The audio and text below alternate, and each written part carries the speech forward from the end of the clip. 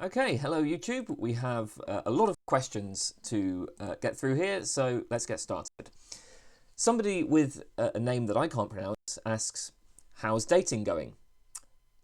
It's not going. I've pretty much given up on that one. Aaron Heinz asks, an axe weighs 1 kilogram plus half the axe. How much does the axe weigh? So, if the axe weighs 1 kilogram plus half the axe, so one kilogram would be half, which means the other half must be also 1 kilogram, which means overall the axe would weigh not nearly as much as your mama. AC asks, how's your PhD going so far? Have you ever regretted doing a PhD? Well, I have just submitted my PhD thesis. I'm now waiting for them to get the examiners ready for the oral defence, which I have to say I'm not really looking forward to. It doesn't seem like it's going to be fun, but yeah. I mean, the writing is done. Hopefully, obviously, it's possible that they might the examiners might say that I have to change it. I really hope that doesn't happen. But for now, the writing's done. I've submitted it. Funny story about this: when I submitted it, the university sent it back the next day, asking me to resubmit it because I spelt my name incorrectly on the title page. So I'm off to a good start there, right? Also, have I ever regretted doing it? No, not at all. It's been absolutely fantastic. I consider myself remarkably lucky because I was able to, do pretty much what I wanted to do. I mean, not exactly, right? I suppose if I was like a billionaire, then maybe I wouldn't have bothered doing anything. But, given the fact that I had to do something to support myself, I was very lucky to get funding for the PhD. And, I also think I didn't have too many troubles with it. It wasn't like there were any points where I felt like I had, writer's block or anything like that. So I think it went pretty well for me. Adam, do you smoke weed? No, I tried it, didn't like it. I found my reaction to weed was basically, I ended up just sort of, my mind just went blank, right? And I found myself just sort of sitting down,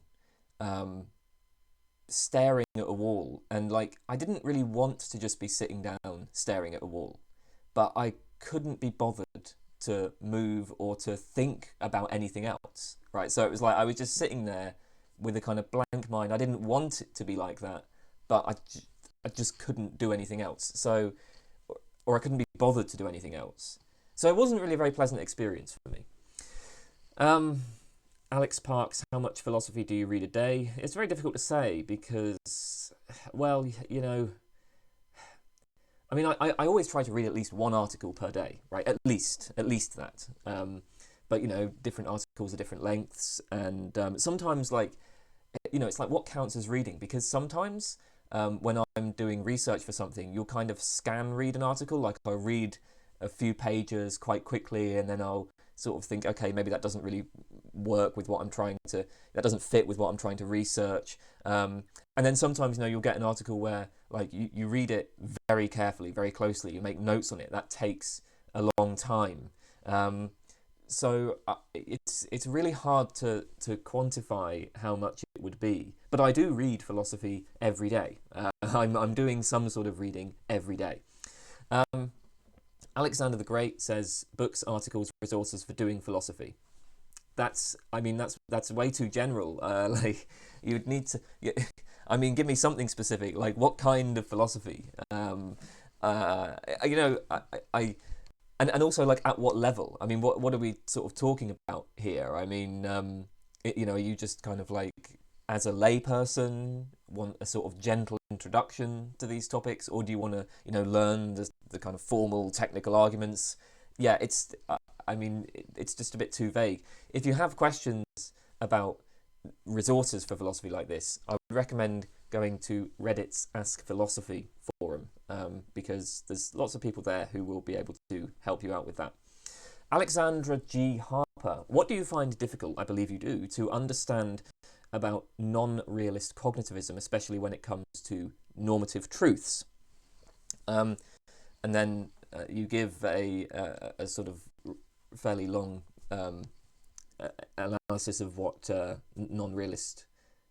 Did I say cognitivism? Non-realist objectivism. It's the say. Some people call it non-realist cognitivism. Some people call it non-realist objectivism, or relaxed realism. So some people call it a kind of realism. I think that's what you're talking about. You're talking about Parfit's type of view, right? I think that's what you're talking about. So this is going to be the view that there are irreducibly normative truths, but we're not postulating any kind of ontology of non-natural properties. The irreducibly normative truths are not made true by any particular part of reality. Or as you put it, some truths are true, nothing in the actual world makes them true, and these truths are true of any possible world. Nothing makes the truths true. Nothing makes the truths true. There's a few issues I have with this. So you ask what I find it difficult to understand about it, and I think that where I have difficulty getting my head around this kind of position is, well, look, when you read people who defend this sort of position, and this is actually also, I think, the case for you, based on some of the things you've said, they want to make substantive claims about the nature of these truths. So they're going to claim that moral truths, for instance, that moral truths are necessary truths, right? So they are true in all possible worlds, as we might put it. They're going to say that moral truths are stance independent. They supervene on natural facts, but are not reducible to natural facts. So they're like fixed in some way by the natural facts, but they're not just identical to natural facts or anything like that. So the point is that all of these claims, when we're saying that these truths are irreducible to natural facts, if we say that they're necessary, if we say that they're stance independent, right, all of these claims we're making, these are substantive, controversial claims about the nature of these truths. And I find it kind of hard to square that with saying that this position is just like not postulating any sort of, normative facts or properties that make these truths true. I get that people have arguments for this, but I don't find them convincing, and I'm not really sure what they're arguing for. I mean, this is why I find it kind of hard to understand. It's like, okay, how are we getting these substantive claims about what these truths are like without committing ourselves to any claim about, moral reality that makes them true? That's a bit puzzling to me. I mean, because on the one hand, you sort of, it seems similar in motivation to sort of deflationary approaches to truth, but then the whole point of a deflationary approach is that you're not going to be making substantive claims about the nature of the truths, whereas these non-realist objectivists want to do that. I find difficult. The other thing is I find it difficult to understand what the motivation is for this kind of position. Like I think, okay, so what's the point of this? I mean, is it just like you want to just insist on using words like objective and true to I just get to append the label objectively true to my moral beliefs? Like is that it? Because I mean, it's almost like, if we're saying that nothing makes these truths true, and there's nothing we can say by way of an account of explaining like what the objective truth would consist in, then it just seems like the term truth or objective truth doesn't really mean anything here. I mean, like, I could say that by definition, truth just means whatever I believe, right? So if I believe something, then it's true. And on that usage of the term true, well, like my beliefs are true, my moral beliefs are true, and I can define words that way if I want. Clearly, I haven't achieved the ambitions of, moral objectivism in saying that my moral beliefs are true. I've just defined truth in a way that makes truth uninteresting. And now I'm not saying that the non-realist objectivists are doing that, but it's I don't know. It seems similar to me. It almost just feels like somebody's kind of going, yeah, I just want to say that my moral beliefs are objectively true, but, I don't want to have to think about how that could be the case or what that could mean, or what I'm committing myself to. Like, okay, that just sounds like you don't really want to do philosophy then. So, yeah, I mean, maybe one way to sort of push this point is that, is to sort of ask, okay, what's the distinction between this position and just being a kind of error theorist, right? So, like, let's say that I am a conservationist error theorist. So I think that all moral claims are false, but I'm also in favour of conserving moral practice and moral beliefs. I'm in favour of just continuing to believe moral propositions. I think so. This is a kind of error theory defended by someone like Jonas Olson, right? So how is the non-realist objectivism distinct from error theory? Well, here's the thing: the error theorist may well believe all of the same first-order moral claims. So both the error theorist and the non-realist objectivist are going to believe claims like slavery is wrong, right? The error theorist and the non-realist objectivist will agree on the semantics. So they're both going to agree that moral concepts are irreducible to natural concepts. And the error theorist is going to agree on all the metaphysics, on all the metaphysical claims, right? There are no independent moral properties that make our moral claims true. And the error theorist and the non-realist objectivist will both prescribe that our moral claims can be maintained and believed in spite of this. So the only difference is the error theorist says, well, because there are no mind-independent moral properties, our moral judgments are false, whereas the non-realist objectivist says, oh no, some of them are true. Right? I mean, that's it. The only difference is in the truth theory that we're using. If you remove that consideration, then it seems like these positions are identical. Yeah, I don't know. I struggle to understand the motivation for this, and I struggle to understand what it is. But that's my take on it. Okay, Aniket Sharma, can you talk a bit about grad school applications for MA or PhD program in philosophy? Well, what would you want me to talk about? I mean, like, if you're asking for advice, I think I'm not the person to ask. You would have to ask the lecturers where you are. I mean, obviously in different countries these things work differently. Like if I was applying for an MA, like even in say the US, it would be different to how it works over here in the UK. So advice I can't really give. As for just my experience, I can't really remember. I mean, I wrote up a proposal. I had to look into getting funding. I don't know. I don't really have a lot of memory for what it was like to do it. So I feel like there's not really much I can say here. I would say, like if it's advice you want, then you probably want to talk to people who work in the field wherever you are. Again, I wouldn't really know much about that, and if it's like stories of my own experience, I'm afraid I don't really remember. Another name, ever considered making a collab with E.C. Winsper, a fellow Anglo YouTuber who discusses philosophy? Have you heard of him before?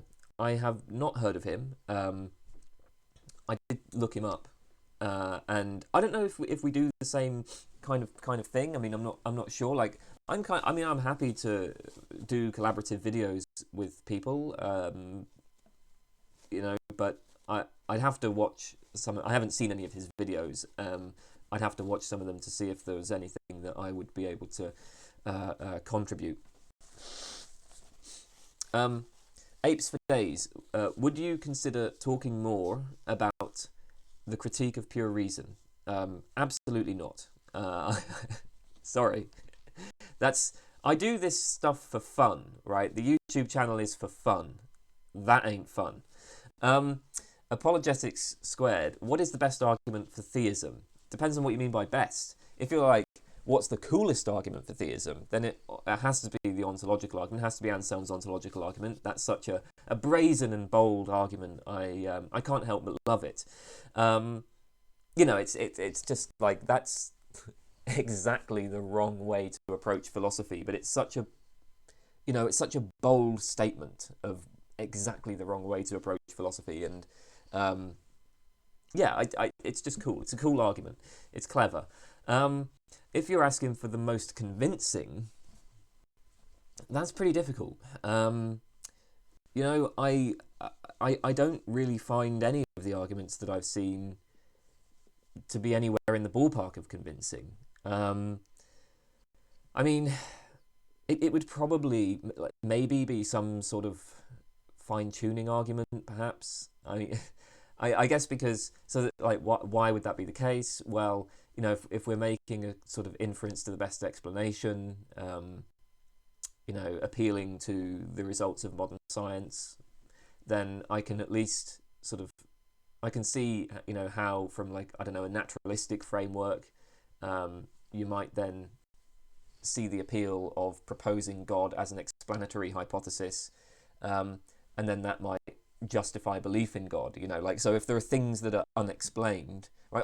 Obviously, this is what we do, right? We confront phenomena that is puzzling, we try to explain them, and we judge explanations according to explanatory virtues like consistency and simplicity, etc. And I can see the God hypothesis playing that kind of role. Now, the trouble is that from my sort of epistemological framework, I just reject so many of the assumptions of these types of arguments that even something like the fine-tuning argument. So, in the case of the fine-tuning argument, well, it looks like we're going to be making an inference to the best explanation. Okay, but I reject inference to the best explanation. It looks like we're assuming scientific realism. So when we say that the universe is fine-tuned, right, we're supposing that that our best scientific theories are describing facts or properties, right, beyond what is manifest in experience, and one of these, and this includes properties about certain parameters of the universe. I don't accept that interpretation of what our theories and models are doing. So, even with something like the fine-tuning argument, I don't accept that the universe is fine-tuned. I think fine-tuning is a feature of our theories and models, not a feature of the universe, not a feature of the universe itself. So, although I can sort of see how I might be persuaded by this argument, it would require me to abandon a whole bunch of my current epistemological views, which could happen. I could change my mind, but given where I currently am, this just isn't even remotely convincing. And then you get similar problems with other arguments. You get cosmological arguments. Again, they tend to use inference to the best explanation, or they'll tend to rest on claims about metaphysical modality. So they'll talk about contingency as being a property of things in the world, right? Again, I see modal property. I don't think there are modal properties. I think modality is, again, a feature of our theories and models, or at least modal discourse. I would have a kind of pragmatic account of that. It's just, with every argument that I'm aware of for the existence of God, there are just so many basic assumptions that I just reject. It just doesn't even get off the ground. So it's very hard to say what would be the most convincing, at least to me. That maybe doesn't give you a good answer to that. The best argument, I think, is ontological, and maybe fine-tuning, you'd have the easiest time getting me there, but it'd still be a very long way to go. And of course, even if you did convince me that there's some sort of creator of the universe, that wouldn't convince me of theism. It's hard to say.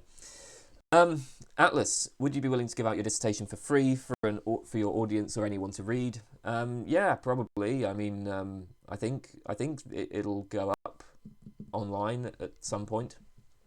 Um, at Atsushi'sBitch HideSimp. Hello, Kane. Do you have any hobbies? If so, talk about how you first got into it. Yeah, YouTube is my hobby. I mean, this is what I do in my free time. I like I have a pretty boring life, to be honest. I don't really do much. So just to give you a sense of how sort of dull my life is, when I do exercise, what I do for exercise, I exercise every day, and what I do is I run up and down the stairs in my house. So I go out of the door there, and there's a flight of stairs, and I do stair running in the house. And I do that because it's quicker and easier, and I don't have to go anywhere. I can just do it in the house, and it's simple, right? So like, even with something like that, it's not like I'm going out for walks, I'm not going to the gym, I'm just doing it in my house. I pretty much just sit in my house. I do philosophy. My PhD obviously took a great deal of time, and then when I have free time, I do more philosophy because I read stuff, I make YouTube videos. Beyond that, I don't really do much. Average dude, what's the meaning of life? I don't think of my life or anybody's life really in terms of sort of purpose or meaning, and I'm not sure really what it means to talk about the meaning of life.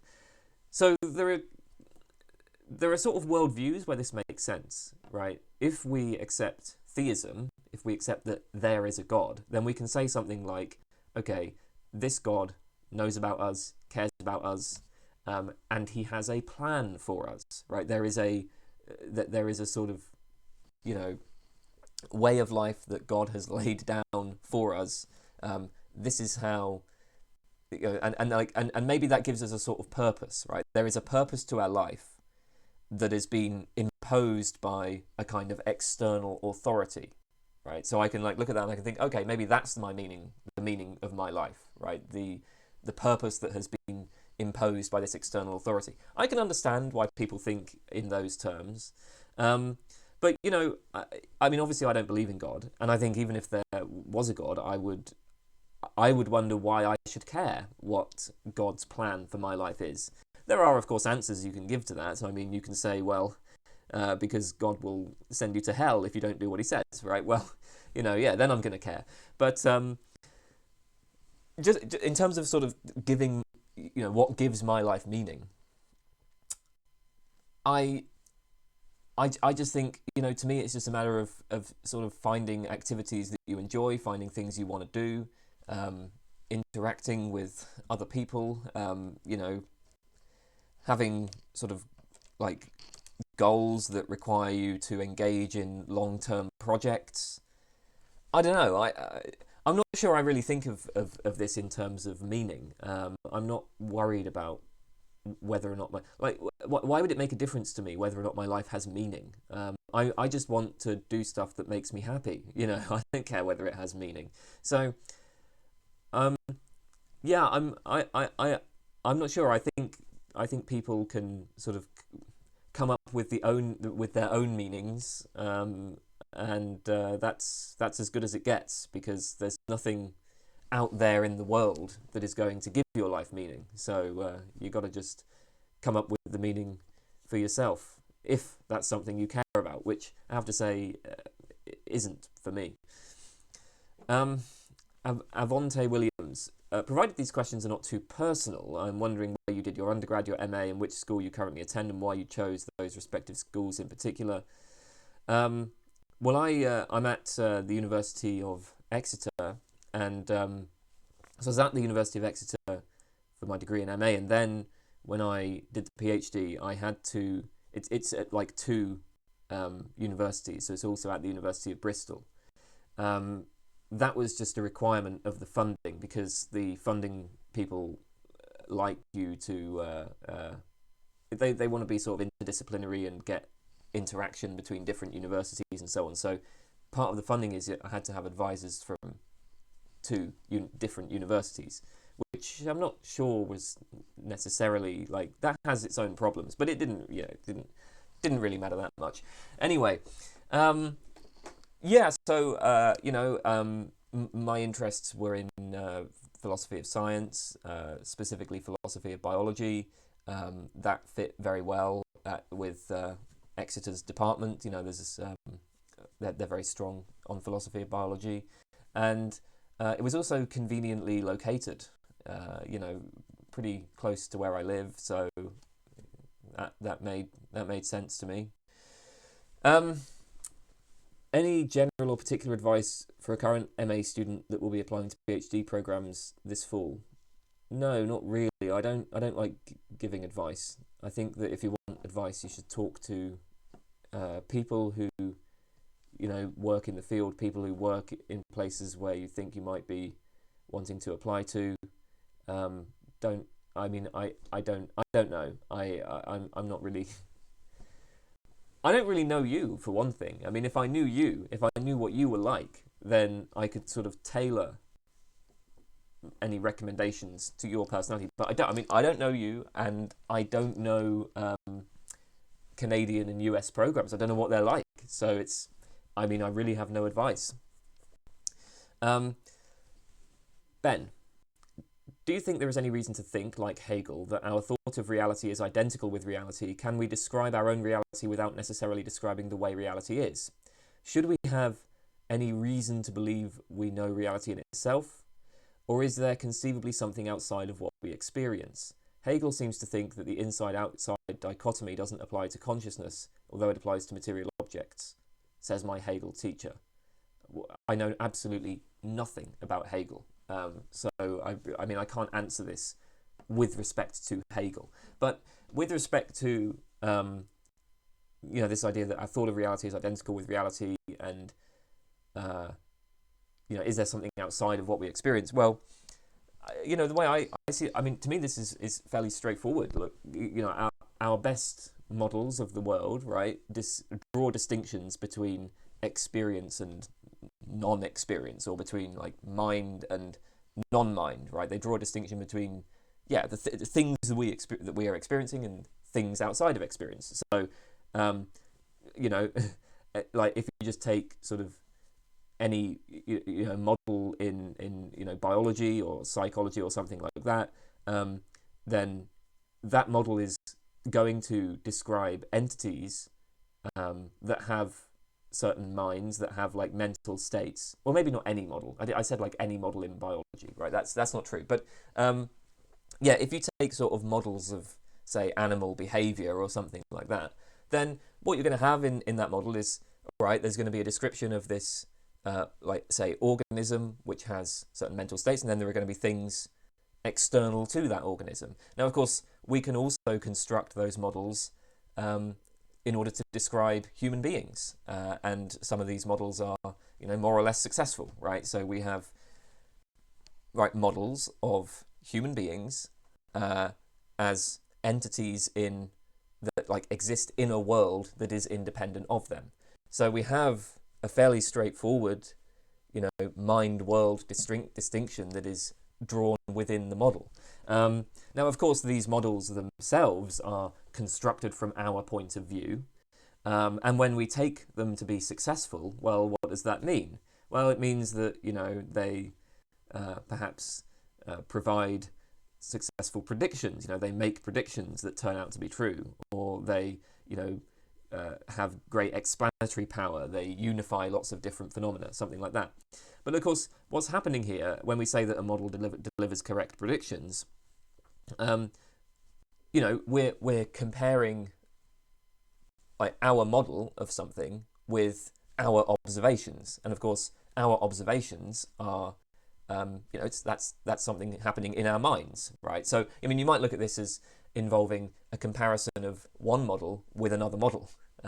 Like perception provides a certain model of the world, and then when we say that some empirical model makes successful predictions, well, what are we comparing it to, right? It's successful with respect to what is revealed in perception. So of course you can say, well, these models are just, they're made from our point of view. So you're not really accessing a kind of like metaphysically independent reality. I'm actually perfectly happy to accept that. But I think what I would say is, when we say things like, you ask, should we have any reason to believe we know reality in itself, or is there something conceivably outside of what we experience? Well, what is reality in itself? Like, what would that even mean? I mean, I'm not sure I know what that even means. Are we saying like there's a reality that is kind of metaphysically independent of us, a reality that is unconceptualized? Obviously, if we're imagining a reality that is, say, completely unperceived, completely unconceptualized, well, then that's not something that I can say or think anything about, because in order to, say or think something, that's going to be done in terms of my concepts. I can point out of the window to a tree, but obviously in describing it as a tree, right, I'm using a concept. And so if you're saying, well, do we have like access to reality in some kind of unconceptualized sense, then I don't really know how to make sense of that. But what we do have is a fairly straightforward common sense distinction between mind and world. So, and that distinction plays a role in a whole bunch of very successful models, and that's as much as I would endorse, and I think that's all we need. If we want to start talking about metaphysical theories about the fundamental nature of reality, reality in itself, I'm just agnostic about all of that stuff. Or maybe not even agnostic. Maybe I would say it just doesn't really even make sense to talk in those terms. Big wigs to the gibbets. What is your opinion of psychological egoism? Do you think humans are fundamentally selfish? So I think humans are generally selfish, but I do think that there is a sensible distinction to be made between selfishness and altruism. So I'm not a psychological egoist, no. I would say that I sometimes care about other people. Now, the usual response to this from psychological egoists is to say, well, look, yeah, you might think you care about other people, but you don't really care about them, because when you behave in ways that seem to be altruistic, right, what's really happening is you're really motivated by the sort of pleasure and pain that particular actions will bring to you. So like when I behave in ways that seem to be altruistic, what's really motivating me is that I will experience, say, pleasure if I help someone, and then pain if I hurt them. And that's the motivation. It's that like when I help other people, I experience pleasure. When I am mean to them, I experience pain. I experience guilt, regret, etc. So you're not really altruistic, right? That you're really completely selfish. I find that kind of view very strange, because what I would say is, look, the fact that I experience pleasure when I help other people, and the fact that I experience pain when I am mean to them, that just is what it means to be altruistic. That just is what it means to care about other people. What else could altruism be? What else could it be to care about another person? I think that it would be, I don't know, it would be very, if somebody's being nice to me, like if I have a friend being nice to me, I want them to be experiencing pleasure from that, right? Like, it would be really weird for them to sort of do nice things for me, and then they just are in they experience like loads of pain as a result of that. It's like not what they want to be doing. If somebody was like that, then I would say that that person would, I think, perhaps not be altruistic, right? Like if you're helping other people but you just hate doing it, that doesn't seem very altruistic. Like maybe you're doing it for I don't know, pragmatic reasons, like you're helping them because you don't want to be viewed as a psychopath or something like that, but actually you hate helping other people. I mean, in that case, that doesn't seem altruistic to me. No, what it is to be altruistic just is to experience pleasure, when you help others, and pain when you hurt them. So, that's why I wouldn't consider myself as a psychological egoist. It is true, of course, that I always act on the basis of my desires, but what matters is the object of those desires. What matters is that, right, those desires can be other regarding. You know, I can have the desire for other people's welfare. That is altruism, in my view. Braden Meinders. I'm curious about whether and why you think philosophy is valuable and worth thinking about, the purpose of philosophy.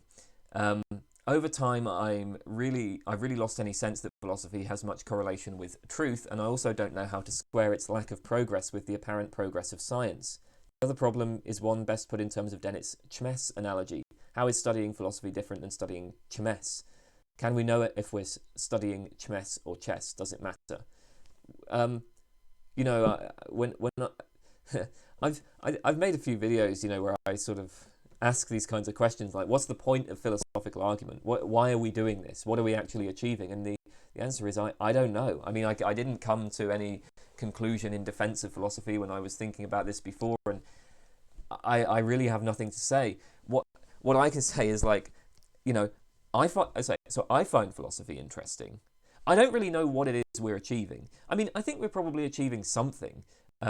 So, you know, there probably is some sort of achievement by way of, like, conceptual clarification. I think that when you look at the development of philosophy, especially analytic philosophy over the 20th century, it does seem to me that we have got a much better idea of what the possible positions are in various debates, and then the logical relations between those positions and the sort of arguments that can be used for and against those positions. Yeah, I think that we have, you know, kind of clarified or we've sort of clarified the kind of taxonomy in that sense. You know, do we make progress in terms of getting to the true position? Is there even a true position to get to? In many debates, I'm really not sure. I'm inclined to think that there might not be. But you know, it's still there is still an achievement there. There is still something that we've achieved, even if that's not what we even if that's not what we're sort of aiming to achieve, even if that's not what our methods are oriented towards. So what I can say is that I personally just find philosophy interesting. I find it interesting to think through these problems and to think about these positions. That's all it comes down to. And if in the end, you know, we haven't got to the truth, well, okay, so be it. I still find it interesting. Now, as for the stuff about chess and chess, well, Dennett, I think, does suggest some ways of distinguishing, you know, of making sure that we're not just, as it were, studying chess. I mean, does anybody else care about this question is one thing we can ask. Like, does this have an impact on anything outside of philosophy, on any discipline or practice outside of philosophy? If we find ourselves just talking to other philosophers, like only other philosophers can understand what we're doing, and nobody else seems to care, then that's maybe an indication that we're just studying the truths of chess. You know, that seems like a reasonable standard to me. I mean, you know, you can take debates. So there's some debates, like in philosophy of science, where it isn't just philosophers who talk about this. Sometimes, say, scientists will. Like if you look at debates about, you know, levels of selection or individuality in biology, sometimes biologists will contribute to this. So, you know, okay, that's an indication that maybe this matters, right? Maybe this has some sort of practical utility. On the other hand, you know, I would also say, like, I kind of resist the idea that disciplines have to just be judged in terms of practical utility in that kind of way. You know, one of the things that's funny about Dennett's paper here is that I actually think that chess variants are quite interesting. You know, and that there are a lot of people who are into chess variants. So, you know, Dennett comes up with chess. Maybe chess isn't that interesting, but there's a whole ton of chess variants. I mean, I have to. I'm not that interested in chess. I used to be a bit more when I was younger, but yeah, when I was, yeah, I liked to sort of read up about chess variants, and like, why wouldn't you want to study that? So, um, my inclination is to say, well, I'm not sure there's really anything problematic about studying the higher order truths about chess, and the idea that like all disciplines have to be judged in terms of some sort of practical utility, like that seems to me to be a mistake. I mean, you wouldn't judge like art on the basis of, okay, is this getting at the truth? Is this producing successful empirical models, etc.? Of course, with philosophy, it's a bit more tricky, right? Because philosophers claim that they are getting at the truth. So yeah, there's a mismatch between their aims and what they're actually achieving. But yeah, in principle, I don't think I'm not sure it necessarily matters. So yeah, that's my take on that. Bubblegum Gun asks, what is the greatest question? I have no idea. I don't know what to do with that. Callum Burcher asks, you getting Magic Skeptic on here? Well, I mean, I spoke to Magic Skeptic. I've already done a couple of videos with the guy, so there you go. I mean, they're up on his channel. CasualPhilosopher, are there any interesting or personal things are there any philosophical or personal things that you are afraid to discover? Are there certain issues you intentionally don't go digging into for fear of what you might discover? I'm interested in how you deal with inconvenient beliefs about reality or yourself, more so than specific personal insecurities that you might have that might defeat the question for being too personal. It doesn't matter. I'm happy to talk about pretty much anything. Are there any personal things I'm afraid to discover? So if we're talking about like my personality, who I am, questions like that, no, nothing at all. I'm really not sort of fazed by any of that kind of stuff. Like if I discover that I have no free will, I'm like, okay, whatever. Or if I don't know, if I discover that like situationism in psychology is correct, and in fact I don't have any character traits, and I'm just pushed around by whatever the external circumstances are. Okay, fine. I don't give a shit. It doesn't bother me. Yeah, so it's I can't think of anything that would like shake me. There is one possibility here. It's kind of a new one. So for a long time I was absolutely terrified of death. Death produced a sort of what I would describe as a kind of overwhelming dread and terror. And it's specifically not like dying, but permanent non-existence. So I have no reason to believe that there's any kind of afterlife. So I mean, maybe there is. That would be cool, but I have no reason to believe it. So I'm expecting that when I die, it's just nothing. And I found that to me that was just utterly terrifying. In a way that was sort of, it was like on another level from all other fears. So. That used to be the case. I've changed now. That's changed as a result of engaging with certain arguments. But the thing is that I might be wrong about those arguments. Like those arguments might just be stupid, right? So there's a sort of argument that as a result of which I'm no longer so afraid of death. And I really, really don't want that argument to be wrong. I'm doing a video on it shortly, or maybe I am. I don't know. I'm still sort of. This is quite a recent change, so I'm still a bit on the fence about this. But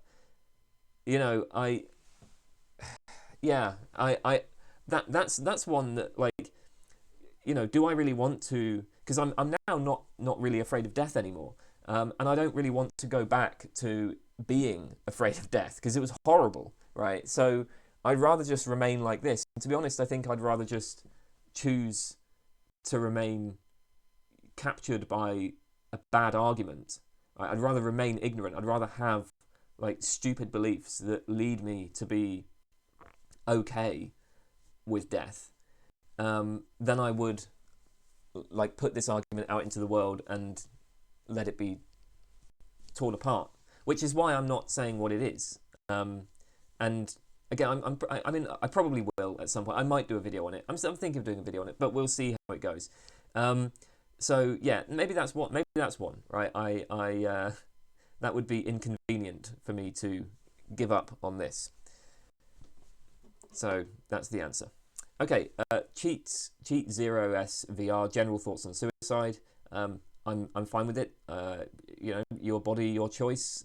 I don't think you owe anybody your existence, and I don't see why everybody would why we should all have to believe that existence is valuable. I mean, if you judge that existence is just really crap, and you're like not bothered by the idea of ceasing to exist, then yeah, why like, well, suicide seems like a rational option. I mean, it seems like there are, you know, I mean, personally, I'm not at all inclined to commit suicide, but you know, there are people who are in really terrible situations, who are in just like a lot of pain, or they have severe disabilities. You know, maybe they're completely paralyzed or something, and they feel that they have just no quality of life.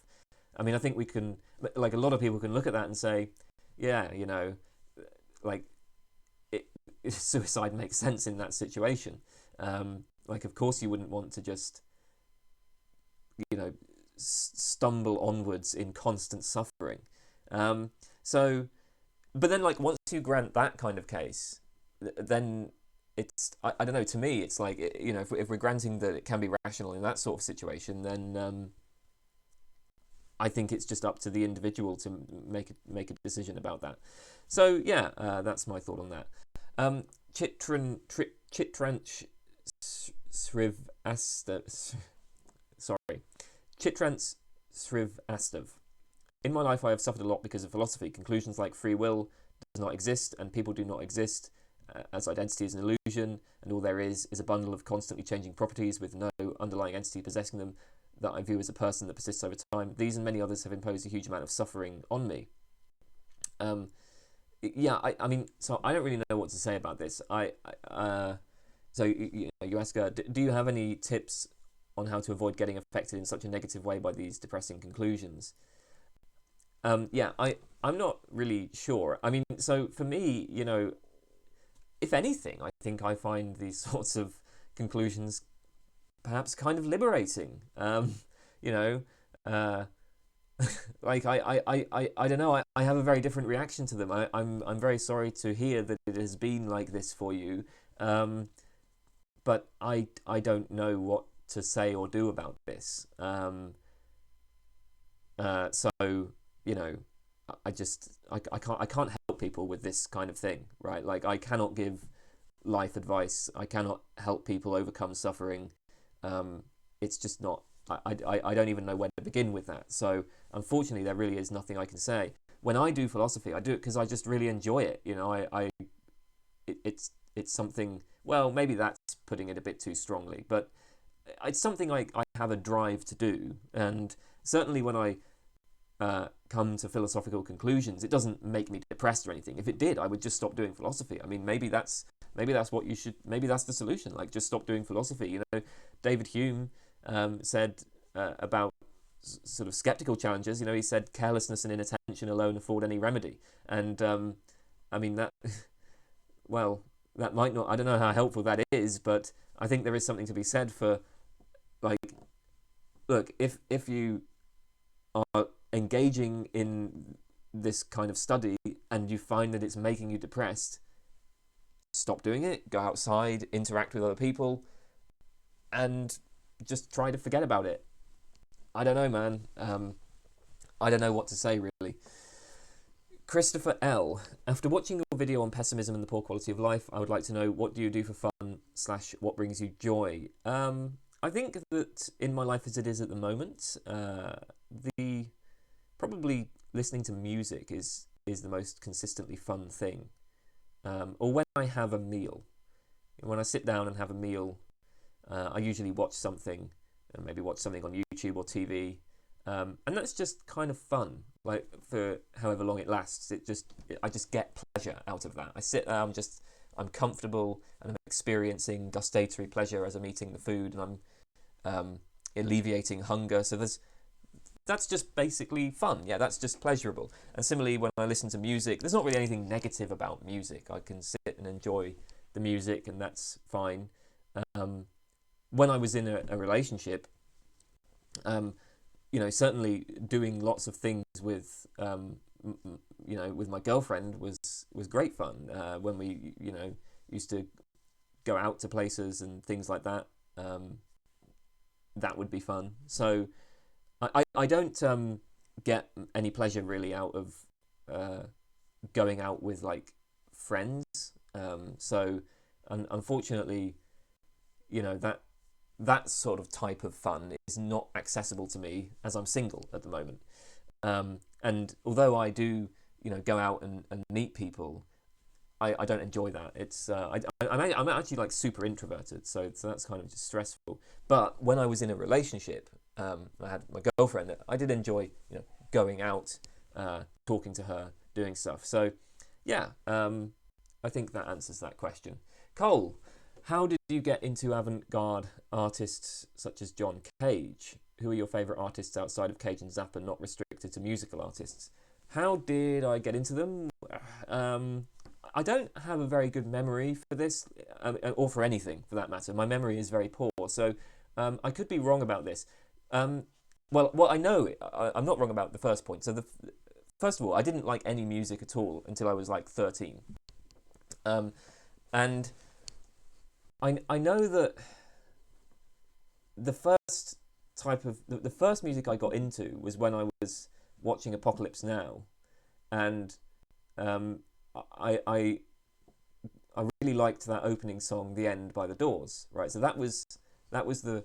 I know that I started there. I started with The Doors, and then very quickly, I got into like experimental stuff.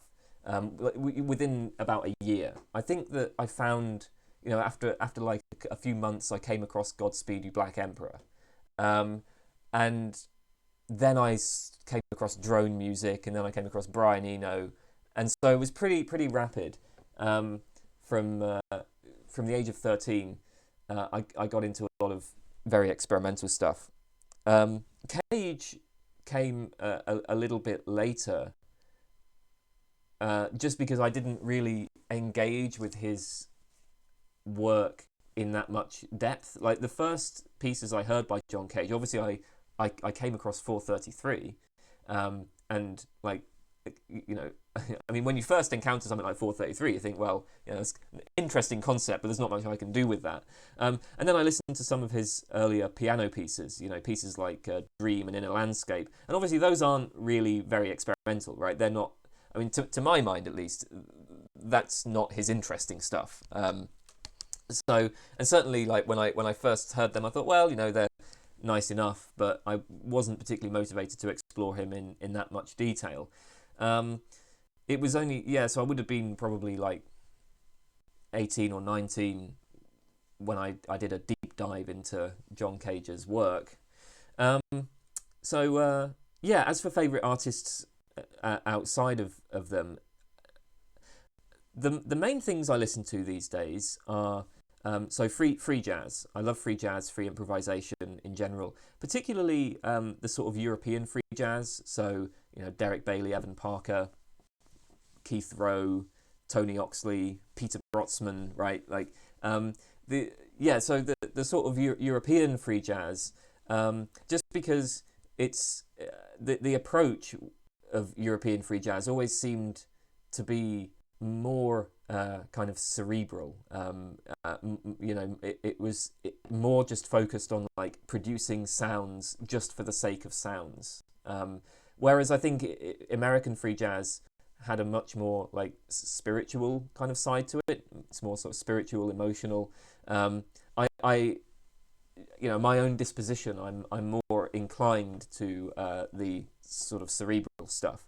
Again, that's obviously a massive generalization, but I think you can, across the ocean, it tends to be somewhat more spiritual on the American side. I love free jazz, free improvisation. I also really love 80s pop rock, funk sort of stuff. I love 80s production. So I guess there's nothing, can you think of two genres more different than like extreme free improvisation and 80s pop? But I don't know. I just love it. I love the the sort of really slick, clean sound of a lot of 80s songs. I love the synthesizers and gated reverb and all of that. And I also like a lot of kind of droney type stuff. Sort of music that's sparse, long, quiet, maybe a bit atonal.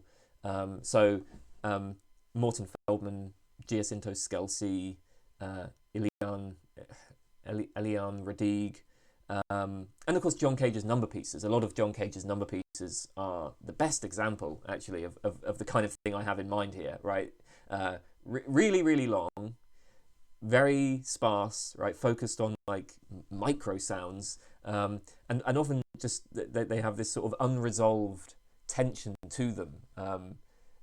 So yeah, I don't know. Does that? I think that answers the question. Those are some other favourites. Let me think. So there's John Cage, Frank Zappa, Motorhead, Steve Reich, Ryoji Aikida, James Tenney, Grateful Dead, Steely Dan, Bill Laswell. I think those are some of them. Okay. Do you think the average philosopher engages in confirmation bias such that we end up with moral realists, libertarian free willers, and other positions? Any explanation for how misled many philosophers seem to be? I'm not sure. I'm really not sure. I mean, look, I suspect that there's a big tendency in philosophy for people to kind of follow fashions, to engage in bandwagoning, right? I think that does happen. Of course, I mean, does that explain like why they go wrong? I mean, obviously that's going to be true for some of my positions as well, right? Like, no doubt the positions I hold are going to be just as susceptible to that. And I suspect that, look, I'm a pretty hardcore empiricist, right? Well, when we look at the early 20th century of analytic philosophy and the dominance of logical positivism and that kind of empiricist tradition, I mean, you could probably explain that by, well, philosophers were just sort of jumping on a bandwagon, right? Yeah, I mean, there may be just problems with philosophical methodology. Obviously, in philosophy, there are not sort of such strict, or at least there isn't such a strict methodology. There's no consensus on the methodology for the production of philosophical models and theories. And as I suggested in the video I recently did on categorical reasons, one of the things that philosophers seem to do is they proceed by selecting propositions, taking them out of any sort of normal context, where these are true propositions, and then they assume that these propositions are made true by entities or properties in the world, right? And so that kind of approach maybe ends up producing bad theories. In fact, I suspect it does. I think that kind of approach is deeply misguided. The other problem, of course, is that it might just be that philosophy and perhaps humans in general just don't have the tools to answer certain kinds of problems. That might be the case. So, naturally we end up going in the wrong direction or being unable to reach consensus. Yeah, I'm not sure. What were you like as a kid? How unusual do you take your personality to be? As a kid, I was diagnosed with Asperger's syndrome, so I must have been a little bit unusual in order to get that diagnosis. I think that I have some strange thing. I mean, and not necessarily good things either. I struggled a lot with anxiety, and well, I still do really. When I was younger, I had panic attacks. I started getting panic attacks when I was a teenager, and there was a time in my life when, I mean, it just put my life on hold because I was getting panic attacks every single day, and they would happen several times a day, and it would be like one after the other, So that was awful. I've luckily managed to get them kind of under control now, but yeah, I mean they still happen, and they're still like I still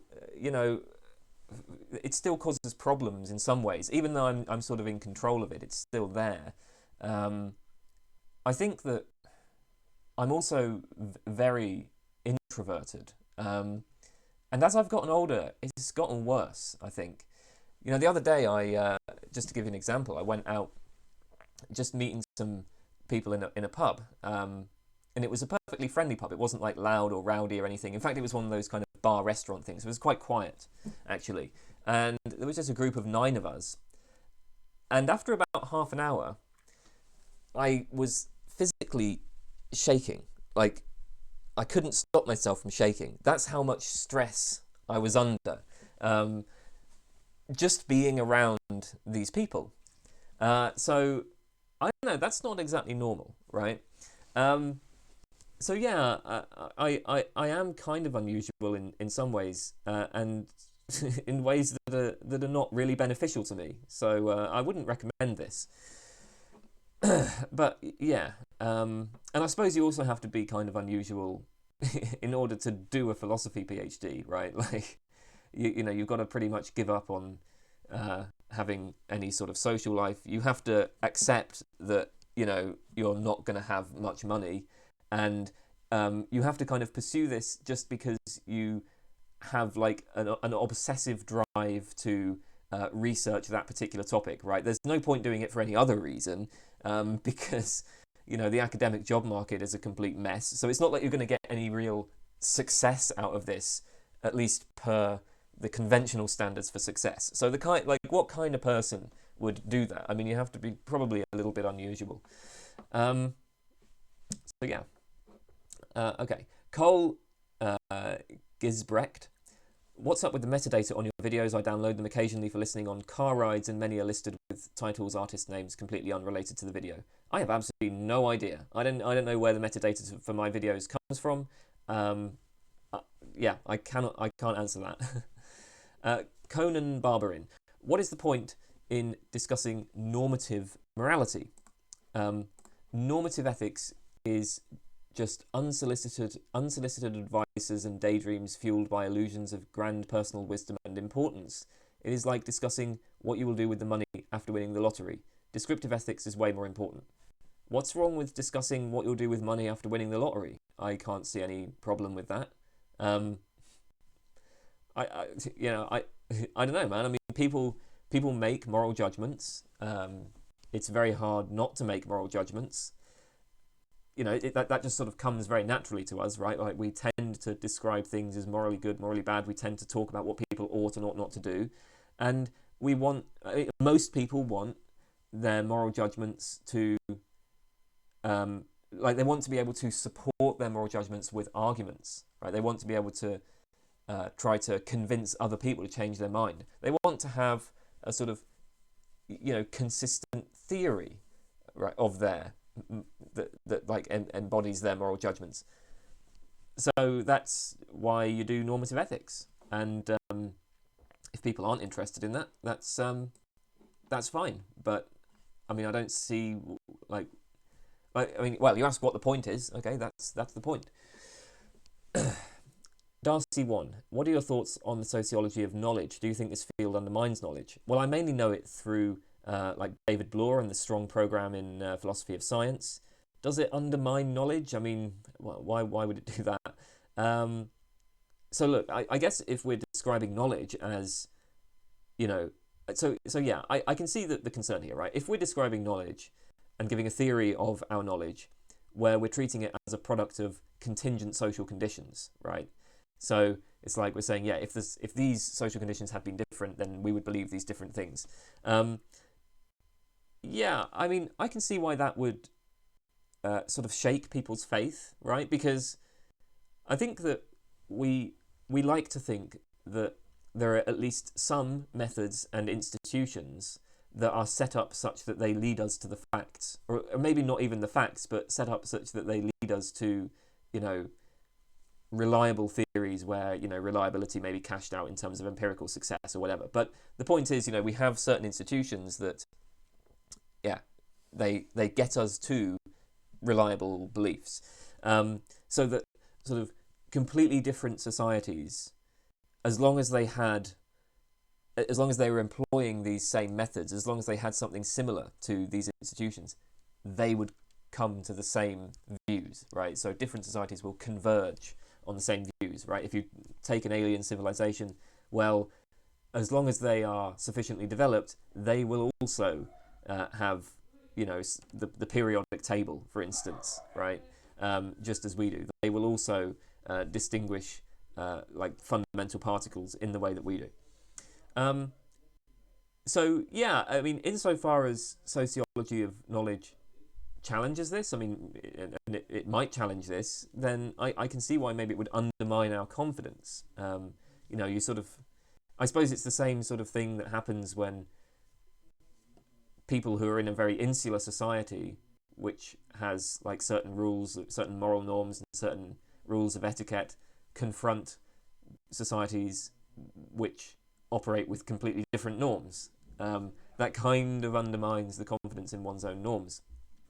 So I suppose one thing I would say is, look, you can just look at what's going on in the sociology of knowledge as a kind of methodological framework. That's how some sociologists, I think, present it. So we can say, well, look, we're going to describe people's beliefs and how those beliefs are formed and what the causes of those beliefs are. We're going to describe them impartially with respect to truth, falsehood, rationality, irrationality. But like that's just a sort of methodological assumption, right, for the purpose of this inquiry. I mean, I don't see why that would necessarily lead to any sort of damaging relativism. And the other point I would make, of course, is that even if you do accept relativism, I mean, being a relativist doesn't mean that you have to give up your own beliefs. Like, I can recognize that my beliefs are a product of my contingent circumstances. So, yes, if I were in different circumstances, I would believe different things. I might even say that, the truth of my beliefs is, in some sense, relative to my circumstances. But I can still say that they're true, and I can still promote them to others and so on, even as a relativist. So, I wouldn't say that, like, that. I mean, certainly I wouldn't say that, like, the field of sociology of knowledge undermines knowledge. I think that it might be the case that some people feel that knowledge is, they lose their confidence in their beliefs as a result of some of the theories or methodologies that are used by sociologists of knowledge. But maybe it's okay for people to lose confidence in their beliefs. I mean, skepticism isn't necessarily a bad thing. Number 2, in the debate concerning the problem of evil, it is often suggested that the existence of evil doesn't contradict the existence of an all-powerful, all-knowing and perfectly good God, because evil is justified by God's wisdom. Is this begging the question? For a person who doesn't believe in God, God's wisdom presupposes the existence of God. This argument sounds obviously circular to me. The fact that it's still used makes me wonder if I'm missing something. So I think when people are responding to the problem of evil, the point is just to show that the existence of God and the existence of evil are compatible. And I mean, so yeah, you're like, when you're responding to that, you assume that God exists. You're like, okay, let's suppose that God exists, right? And then we show how evil can still exist, right? Even on the supposition that God exists, right? So it's like, how do you show that two things are not contradictory? You describe a world in which they both obtain. Or at least, I mean, I suppose in responding to the problem of evil, we're not necessarily trying to show that they're not contradictory. That would be, in response to the logical problem of evil, we're trying to show that God and evil are not contradictory. Evidential problem of evil, obviously that's a bit different. We're trying to show something more like, that the existence of evil does not make the existence of God improbable, or whatever. But I mean, either way, I think it's legitimate to proceed by, to just proceed by saying, all right, let's assume that there is a God, and let's assume something about the properties of God. It seems like you certainly are going to have to assume something about the properties of God in order to even get debate about the problem of evil started. So yeah, I'm not sure I see why this would be question begging. I don't know if that answers your. I don't know if that helps, but I don't see why it's question begging. Dead End Frog. Top 3 philosophers: David Hume, Paul Feyerabend, Bas van Frassen. Also, would you agree that philosophy's job is to show the fly a way out of the bottle? Asking because of your what's the point of argument video. I don't think philosophy has a job. I don't think philosophy as a whole has a goal. I mean, I think that individual people have goals. So individual philosophers have goals. There are things that we are trying to achieve. But when people start trying to, talk of like whole disciplines as having particular goals, or as like, this is the job of this discipline, I find it, I find it difficult to make sense of that. And I mean, especially in the case of philosophy, because philosophy is just is such a heterogeneous tradition. I mean, you compare sort of ancient philosophy with continental philosophy, with analytic philosophy, with etc. Right? I mean, these people are just doing completely different things. So I don't think philosophy has a job. Now, in terms of like, what sort of useful contributions can philosophy make? I'm really not sure. I'm not sure. So that's kind of why I made those earlier videos, was to explore that question. I don't quite know what we're achieving. So I don't have an answer, I'm afraid. All I can say is that I enjoy thinking about philosophical problems, and that's it. What's your opinion on Wittgenstein? I don't like Wittgenstein very much, but I don't really have like a sophisticated argument here. I think the Tractatus just sucks. It's like bad poetry.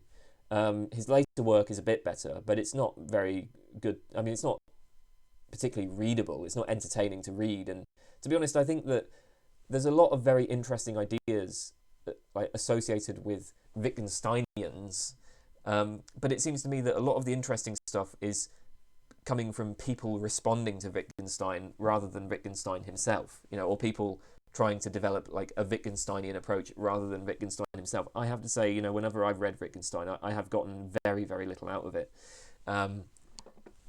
So yeah. Okay, Des Near. In your video, ought implies can. The second objection. OIC trivializes moral obligations. What a OIC defender respond to the fact that when we ought to do X, we also ought to do everything possible to do X? Putting ourselves in the position where we are unable to fulfill the obligation is wrong. Is there any contradiction with the OIC principle? I don't really remember, to be honest. It's been a while since I did that video, and I can't remember the details of the arguments. What I can say is, so there's a potential objection, and the OIC denier can respond by saying, well, when we ought to do X, we also... Oh, right, so there's a response which would defend ought implies can by saying that when we ought to do X, we ought to do everything possible to do X. We ought to do everything possible to do X is probably not a principle that we want to accept. I mean, like, first of all, what would it mean to say that? To say that we ought to do everything possible to do what we ought to do. So, like, I ought not to kill innocent people. Okay, most people probably agree with that. Well, should I therefore do everything possible not to kill innocent people? That's not so obvious, right? I mean, because when I walk out the house and get into a car, that increases the risk that I'm going to kill innocent people. Or if I take any kind of intoxicant, like if I go out to a party, well, and I get drunk, that reduces my rational capacities. That's that increases the risk that I will kill innocent people. In fact, it's like I might, who knows, right? Maybe when I walk out the house, right, I will just suddenly form the intention to go and kill a bunch of people. So if I have to do everything possible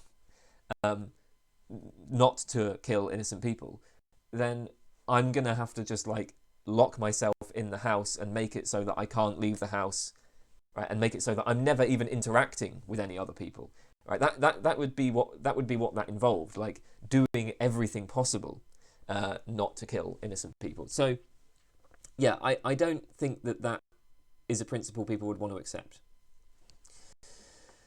Diffusion base. What do you think about Mesmer's theory of energy transference? This seems to be a kind of pseudoscience that has been thoroughly debunked for like 200 years. So, I mean, it's historically maybe kind of interesting, but beyond that, I have no other thoughts about it.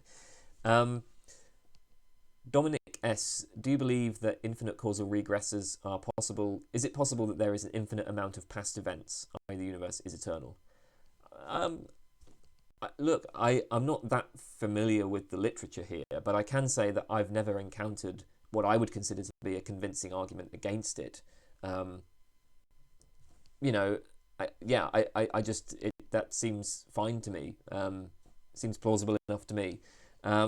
So bear in mind, you know, I tend to come at this from a sort of empiricist point of view, right? So when we start making claims about like, well, you know, what is the origin of the universe? I tend to just be agnostic about that. I think that, you know, that outstrips our capacity to know.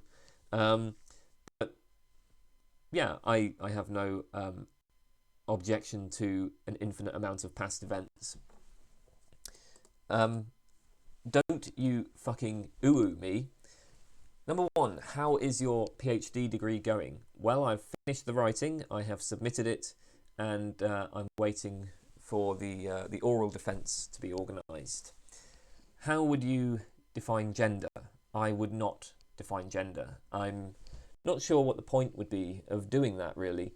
I'm pretty sceptical of the value of conceptual analysis in general, right? Like, so it seems that when philosophers have tried to engage in conceptual analysis, they both have not really been, so they, generally speaking, don't seem to be very successful at coming up with conceptual analyses. So if you take like a term like knowledge, right, you know, we've spent decades, right, trying to figure out the necessary and sufficient conditions for the application of the concept knowledge, and we haven't figured them out, right? There's still a huge amount of debate about that. And the other thing, of course, is that even if we did figure them out, it's not really obvious like why anyone would care. You know, I mean, so what would we have shown? You know, if we can come up with necessary and sufficient conditions for the application of the concept knowledge, then what we've learned there is something about, I mean, basically something about how English people are inclined to use the word knowledge. But like, so what, right? I mean, why would anyone care about that? So, you know, when it comes to stuff like how to define gender, I mean, I don't really care, and I don't know how to sort of give necessary and sufficient conditions for the application of different gender terms, and I'm not sure what the point would be. I mean, maybe an analogy here is, you know, this sort of reminds me of debates about the term marriage, right?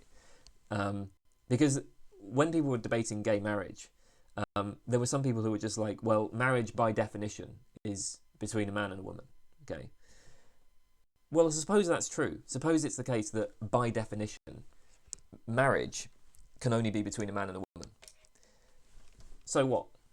Then let's just change the definition, right? I mean, who cares? You know, and so this is kind of how I feel, you know, about sort of debates, you know, concerning definitions of gender or gender terms. You know, like if you take the terms man and woman, well, if it's the case that the term woman is just defined to mean adult human female, let's say, then I would be in favour of changing the definition so that it includes trans women in its extension. Let's just use a different concept. Let's just use a different concept that does include trans women, at least in everyday life. Obviously, we draw different lines in different circumstances, right? There are circumstances where we need to define things in terms of biological sex, or like maybe we define that in terms of, you know, the gametes that a particular person produces, right? So that might be relevant in medical contexts. But in many circumstances in everyday life, I think that we draw distinctions between people on the basis of observable properties, behaviors, like how people self-report.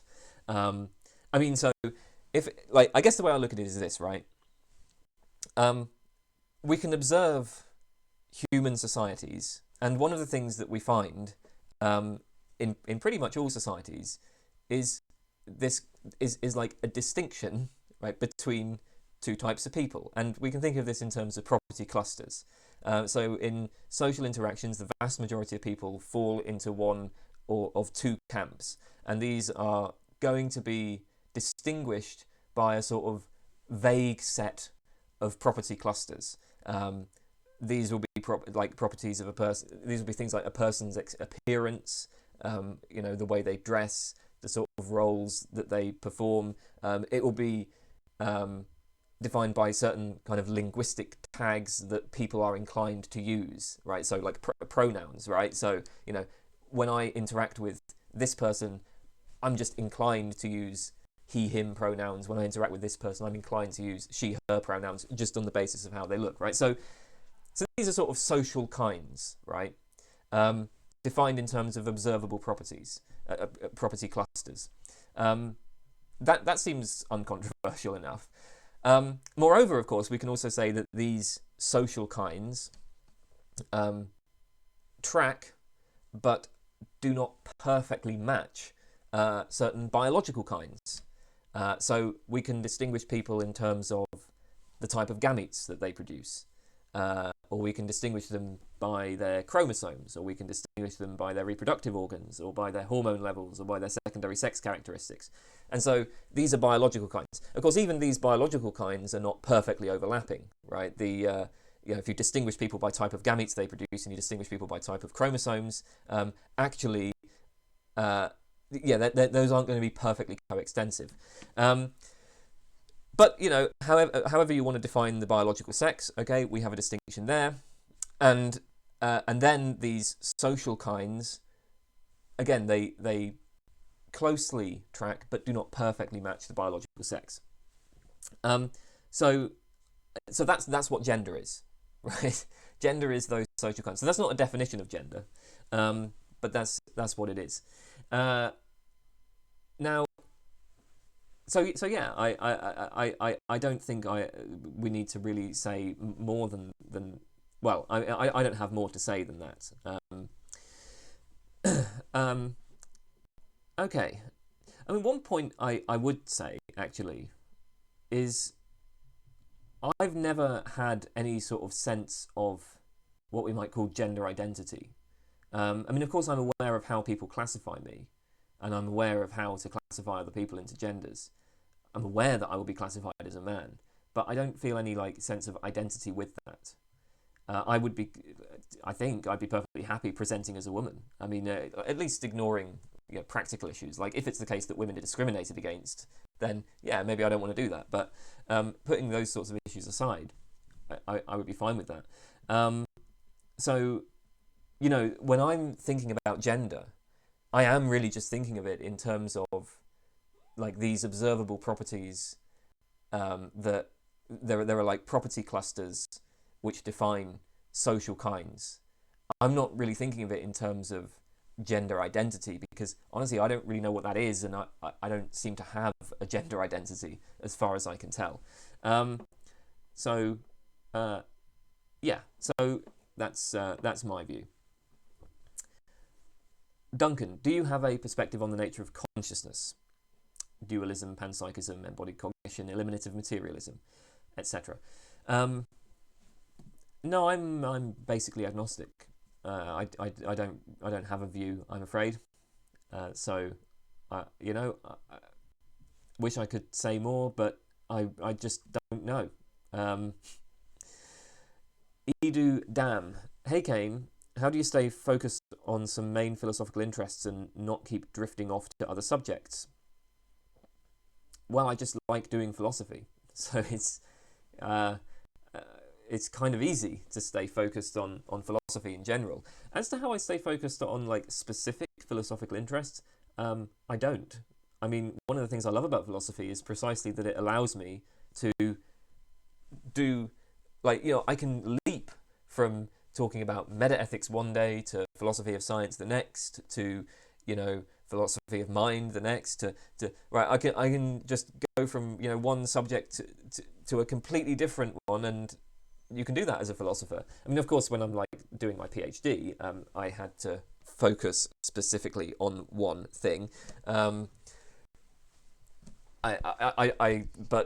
then that wasn't so bad because, hey, when I took a break, I could go and read a completely different thing. And so I actually think philosophy is kind of cool in that kind of way. Like, it allows you to continue exploring a whole range of different topics. You also ask, what's your goal with philosophy?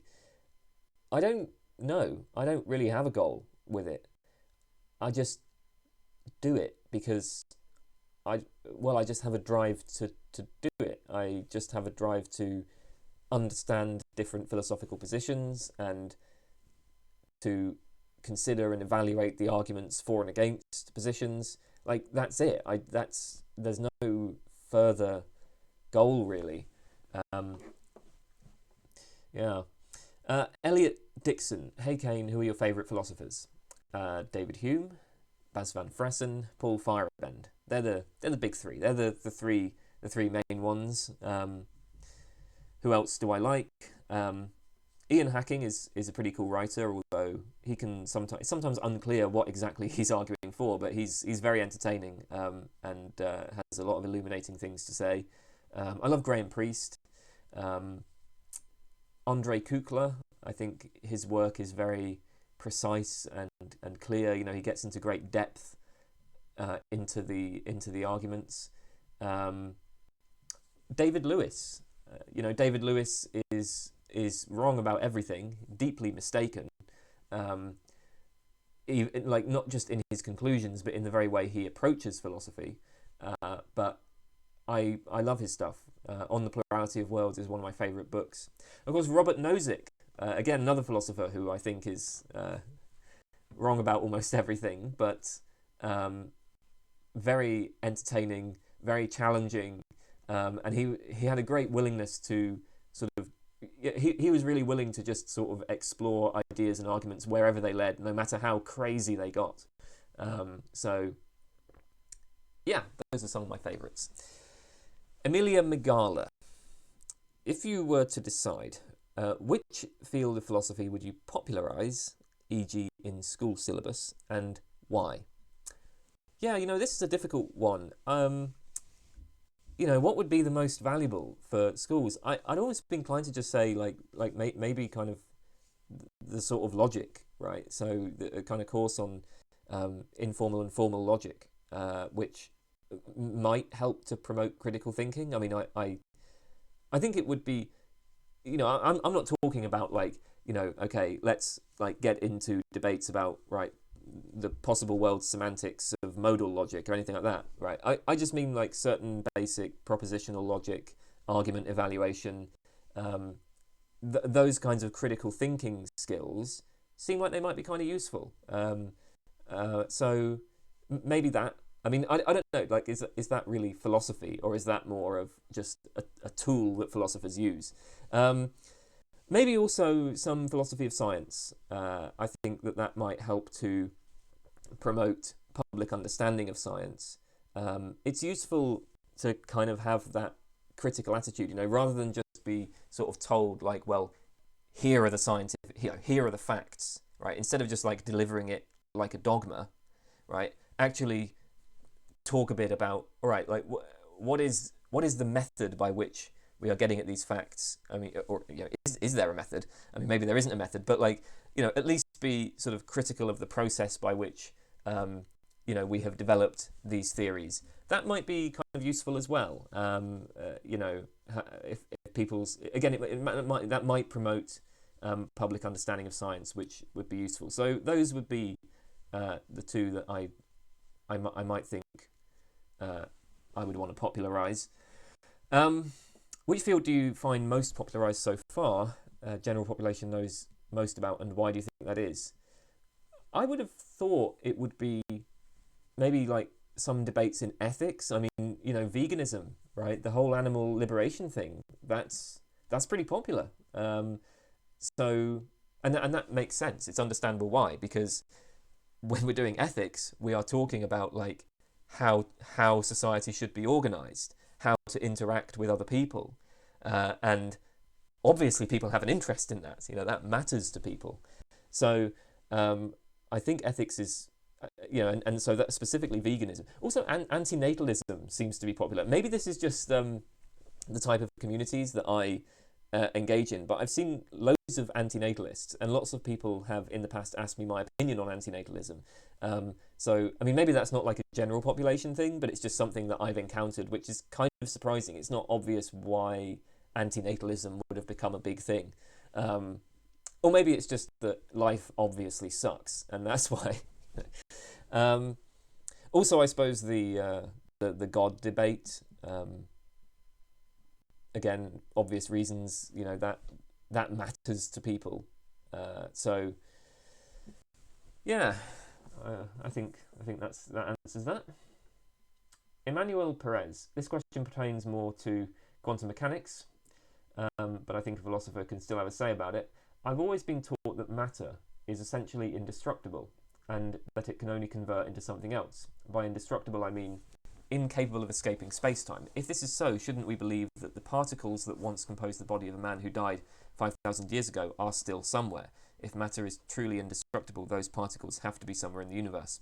First of all, there are problems in physics with individuating particles. Like, so when we talk about particles in physics, physicists don't conceive of them as being like sort of billiard balls, you know, that like bounce into each other and, you know, retain like clear identity over time, right? Like if I have, you know, one billiard ball here and one billiard ball here, then, you know, I could, in principle, like track this billiard ball through all of the different interactions, you know, over millions of years, right? And then like it's the same billiard ball over time.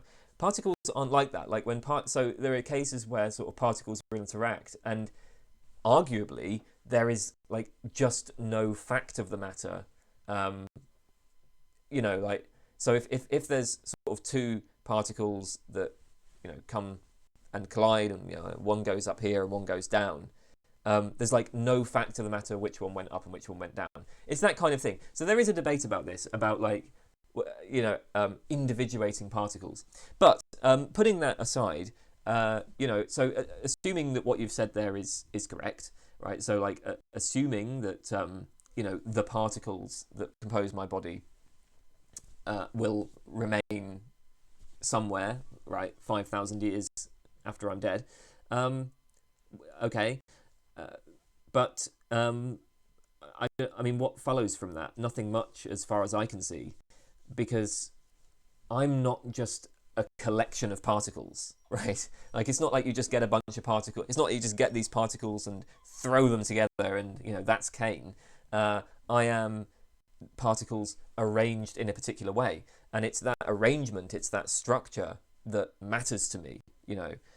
So like when I have my computer on a table, okay, the table is composed of particles. What makes it a table isn't just the particles that compose it, it's the structure. It's like, it's the way the particles are arranged. So, you know, I mean, so yes, the particles may survive, but I don't think that really, you know, that's not much comfort to me anyway.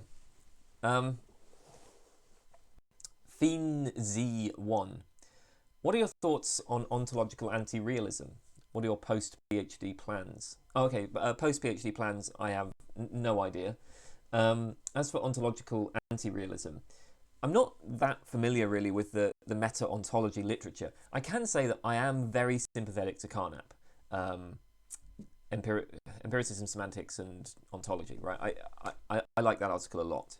And I think that has to be the right line to take in at least some cases. So, for instance, debates about material composition, about like, you know, so you know, you have, you know, some people are like universalists. They say that like any two objects compose a further object.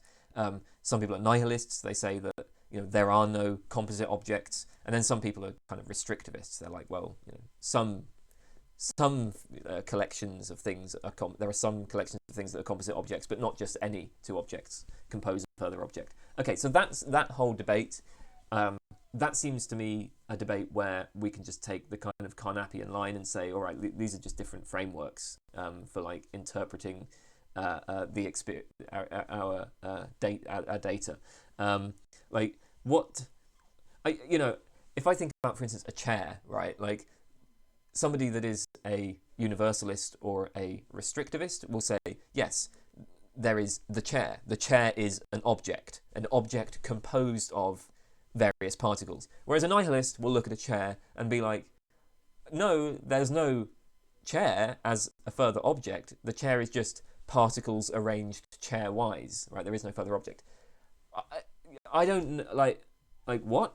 What are you doing? I mean, what would it mean? Here's the question, I suppose, is what would it mean to say that a chair really exists, right, versus does not really exist, assuming we hold fixed all of the facts about the arrangement of the particles, right? So, like, given that we are holding fixed the fact that there are a bunch of particles arranged chair-wise, like, what's the difference between saying that there is this object, the chair, that really exists, versus there is no object? I don't even know how to make sense of that. So it seems like, what objects there are is going to be relative to, relative to frameworks, and those frameworks, would be judged on pragmatic grounds, I guess.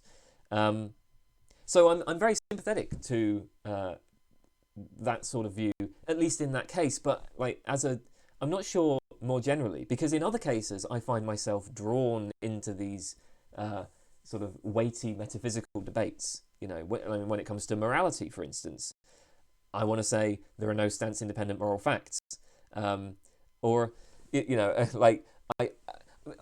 I'm doing that. I mean, I guess you could sort of still frame this in terms of the sort of view Carnap defends, because I could just say, well, the moral realist framework has no practical utility.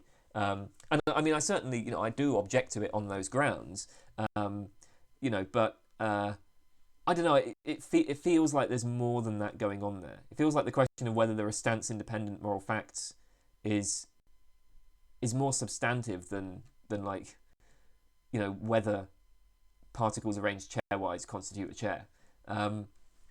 So, yeah, I again, I don't know this literature very well, but I think I take different views in different cases. And maybe that's incoherent. Maybe that's not a position that's sustainable. But yeah, that's my answer. Ferdia, what do you think about Marxism? Nothing. I don't know Marxism, I'm afraid, so I can't really comment on it. FLBN, thoughts on love. I've just developed the first crush I've had since early high school. It's an unbearable pit in my stomach, not sure how I dealt with this before. Thoughts on love.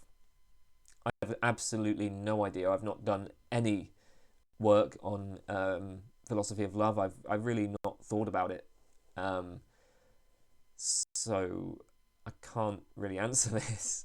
Sorry, I like to give answers to all the questions, but I just don't know anything about this. I've never had crushes. I mean, I'm sorry to hear that you are experiencing this unbearable pit in your stomach.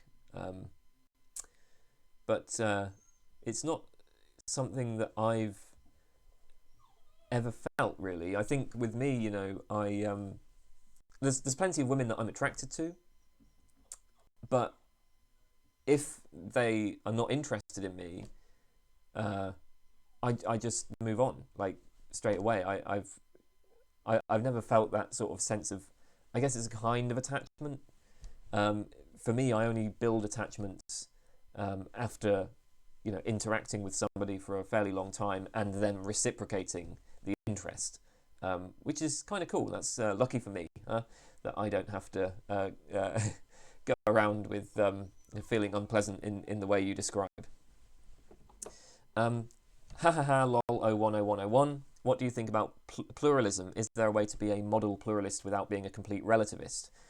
Well, model pluralism is, I think, kind of the standard view in many domains in philosophy of science.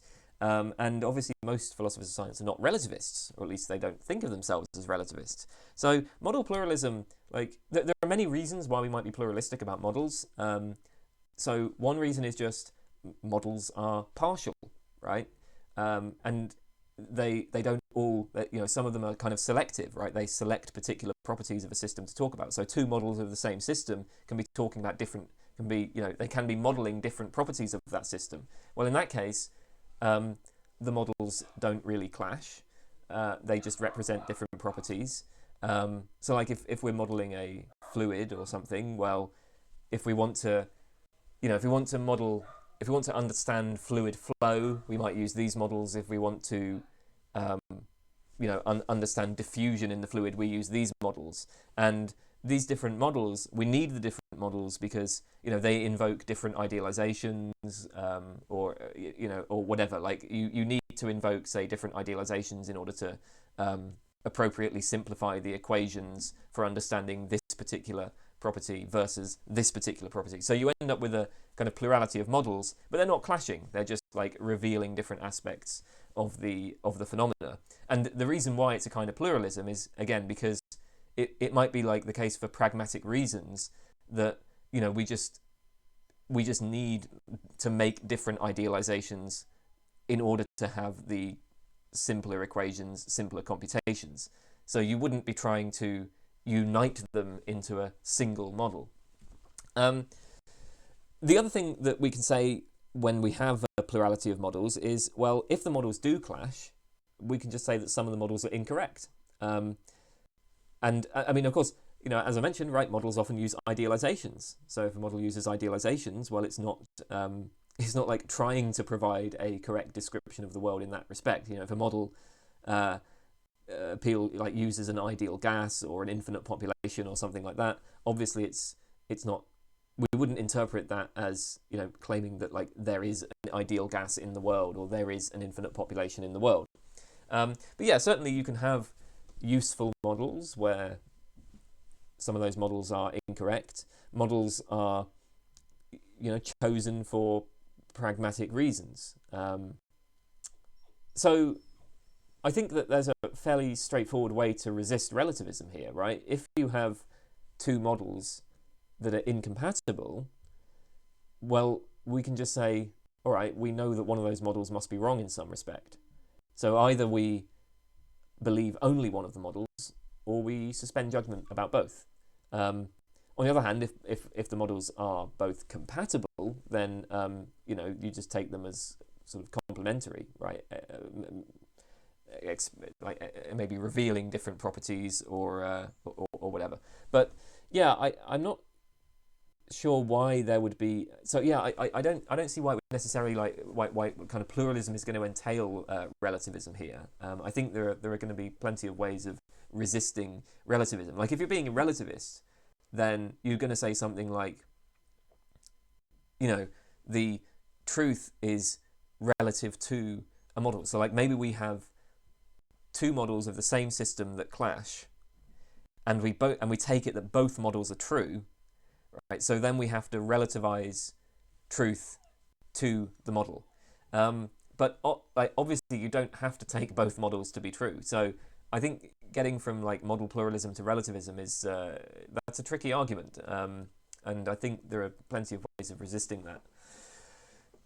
Harper Owen, is epiphenomenalism contradictory? That is, how can physical states refer to mental states if mental states don't cause changes in physical states? If epiphenomenalism is false, how can alternative theories address the causal closure of physics, the existence of subjective experience, and the correlation between them? I'm not sure where the contradiction is here. So like, if we're saying epiphenomenalism is contradictory, then there would have to be some proposition that is both asserted and denied by epiphenomenalism, and I'm not sure what that is supposed to be. You do raise this interesting point, you know, of like, well, we make reference to things, right? So we refer to our mental states, right? How can reference occur? It seems like, I guess you're supposing that reference is a product of physical states, and then how could that refer to mental states if there's no causal interaction? But you don't need to endorse a causal theory of reference. And in any case, you might need to understand reference in terms of mental states anyway. I mean, reference like seems to be something that minds do. You know, it's like what is it? What makes it the case that a word refers to something? Well, arguably that's because of what's going on in people's minds. So yeah, I don't know. I mean, but yeah, certainly, you know, a theory of reference doesn't have to be. You might just adopt like a descriptivist theory of reference or something. That seems to solve that problem. As for questions about like the causal closure of physics and the existence of subjective experience, I have no idea. Like, I mean, I don't have a view on this. Obviously, there are plenty of views available. I don't really have one. I should say that I'm fairly skeptical of claims about like the causal closure of physics. That's just because I tend to be an anti-realist about causality. But the general point about like, well, how do we solve, you know, the mind-body problem, all of that stuff, you know, how does like mind relate to matter? I'm basically agnostic on all of that. Okay. So, Heartfelt Teaching asks, it is one thing for privileged white male philosophers. nice start there. That's always a good way, always a good indication that you're approaching it with good faith and an open mind. It is one thing for privileged white male philosophers to embrace moral anti-realism and insist that the very notion of a moral maxim is unintelligible. Do you concede, though, that moral anti-realism has the potential to cause the downtrodden of the earth to lose hope, in the absence of God, and therefore also a complete implementation of accountability and justice? In the absence of any objective moral standards, and in the acceptance of moral anti-realism, the downtrodden who have had to watch their homes get destroyed and their children slaughtered would have to accept that they were just dealt a very bad hand by an indifferent universe. In all likelihood, their oppressors will never be brought to justice, and they never did anything truly wrong anyway. This is not a question about the truth of moral anti-realism, only its consequences for the mass of humanity. First of all, I think you're confusing 2 points here. So you're kind of conflating questions about punishment, right, and questions about moral realism, like the status of whether or not there are stance-independent moral facts. Because even if there are objective moral standards, even if there are stance-independent moral facts, that's not going to ensure that anybody gets punished. It's not going to ensure that there's a God. You know, most moral realists in philosophy today are atheists who don't think that people, who don't think that the evil people go to hell and the good people go to heaven. So, you know, if somebody burns down my house, I mean, it seems to me that's pretty small comfort to be told, well, what he did was objectively wrong. Like, yeah, okay, I don't care about that. That's not what matters to me. And in any case, bear in mind, I mean, who's to say what these objective moral standards are? Like, what if the objective stance-independent moral facts, what if they turn out to be like Nozickian libertarianism or something, right? So it's actually morally wrong to tax rich people in order to redistribute fund like public services like healthcare and so on. I mean, what if that turns out to be the case? So then what? Like the poor and the downtrodden just have to suck it up, right? I mean, those are the objective moral facts. It's objectively wrong to take resources from the wealthy in order to benefit the poor. So if you're poor, tough shit. You know, you just got to accept it. Well, what I say is like, no way. If that's the case, then so much for the objective moral facts. Those standards suck. That would be a terrible world to live in. I don't want that world, right? So I don't care that the objective moral facts are favouring Nozikian libertarianism. I'm still going to be in favour of like taxing people and providing healthcare and so on. So the point is that if you're a moral anti-realist, nobody has to accept that they were dealt a bad hand. I mean, nothing in moral anti-realism prevents me from having values and from acting on them and from, encouraging other people to act on them. So yeah, I don't agree with what you've said here. As for this point about God, so the thought that evil people, the people who do bad things, will be punished in the next life.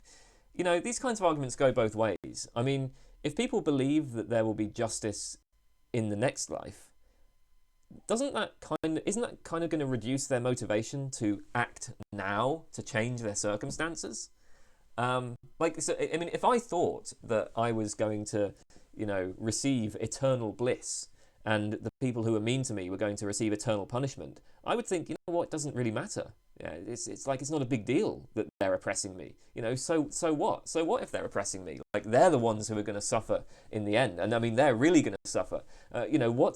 What's a few decades of unhappiness and depression compared to eternal bliss in heaven? Look, I'm not saying that everybody would react that way, but like if I thought that there was heaven and that people would be punished in the next life, I think that would reduce my motivation to try to change my circumstances. So yeah, these kinds of points, as I say, I think they can go both ways. All right, hedonic minimalist. Should old philosophers like Aristotle, Kant, and Hume get as much attention and praise as they normally get relative to modern philosophers? For example, should a basic introduction to philosophy class be talking about the ideas of these more ancient philosophers, or should there be a lot more focus on more modern philosophical works? Also, should these great old philosophers still be regarded as the best philosophers of all time, despite all the philosophical progress that seems to have been made over the years? What progress?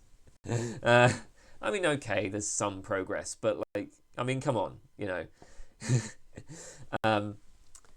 compared to some other disciplines, I'm not sure there's that much progress in philosophy.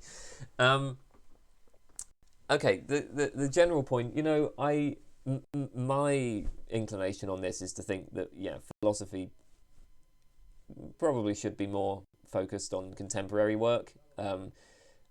These people who were writing hundreds or thousands of years ago were wrong about everything. And they weren't just wrong about everything philosophically. I mean, their basic frameworks for understanding what the world was like were just completely mistaken. And I don't think that's a good sort of basis for doing philosophical work. Of course, the other side to this is that they did introduce problems and arguments that are still being discussed today. With somebody like Hume, obviously this is an easy one for me because I love Hume. But stuff like Hume's problem of induction, I think that's worth talking about. So I don't really know. I don't know the answer to this. I prefer contemporary philosophy, and I don't think I never saw much of value in oh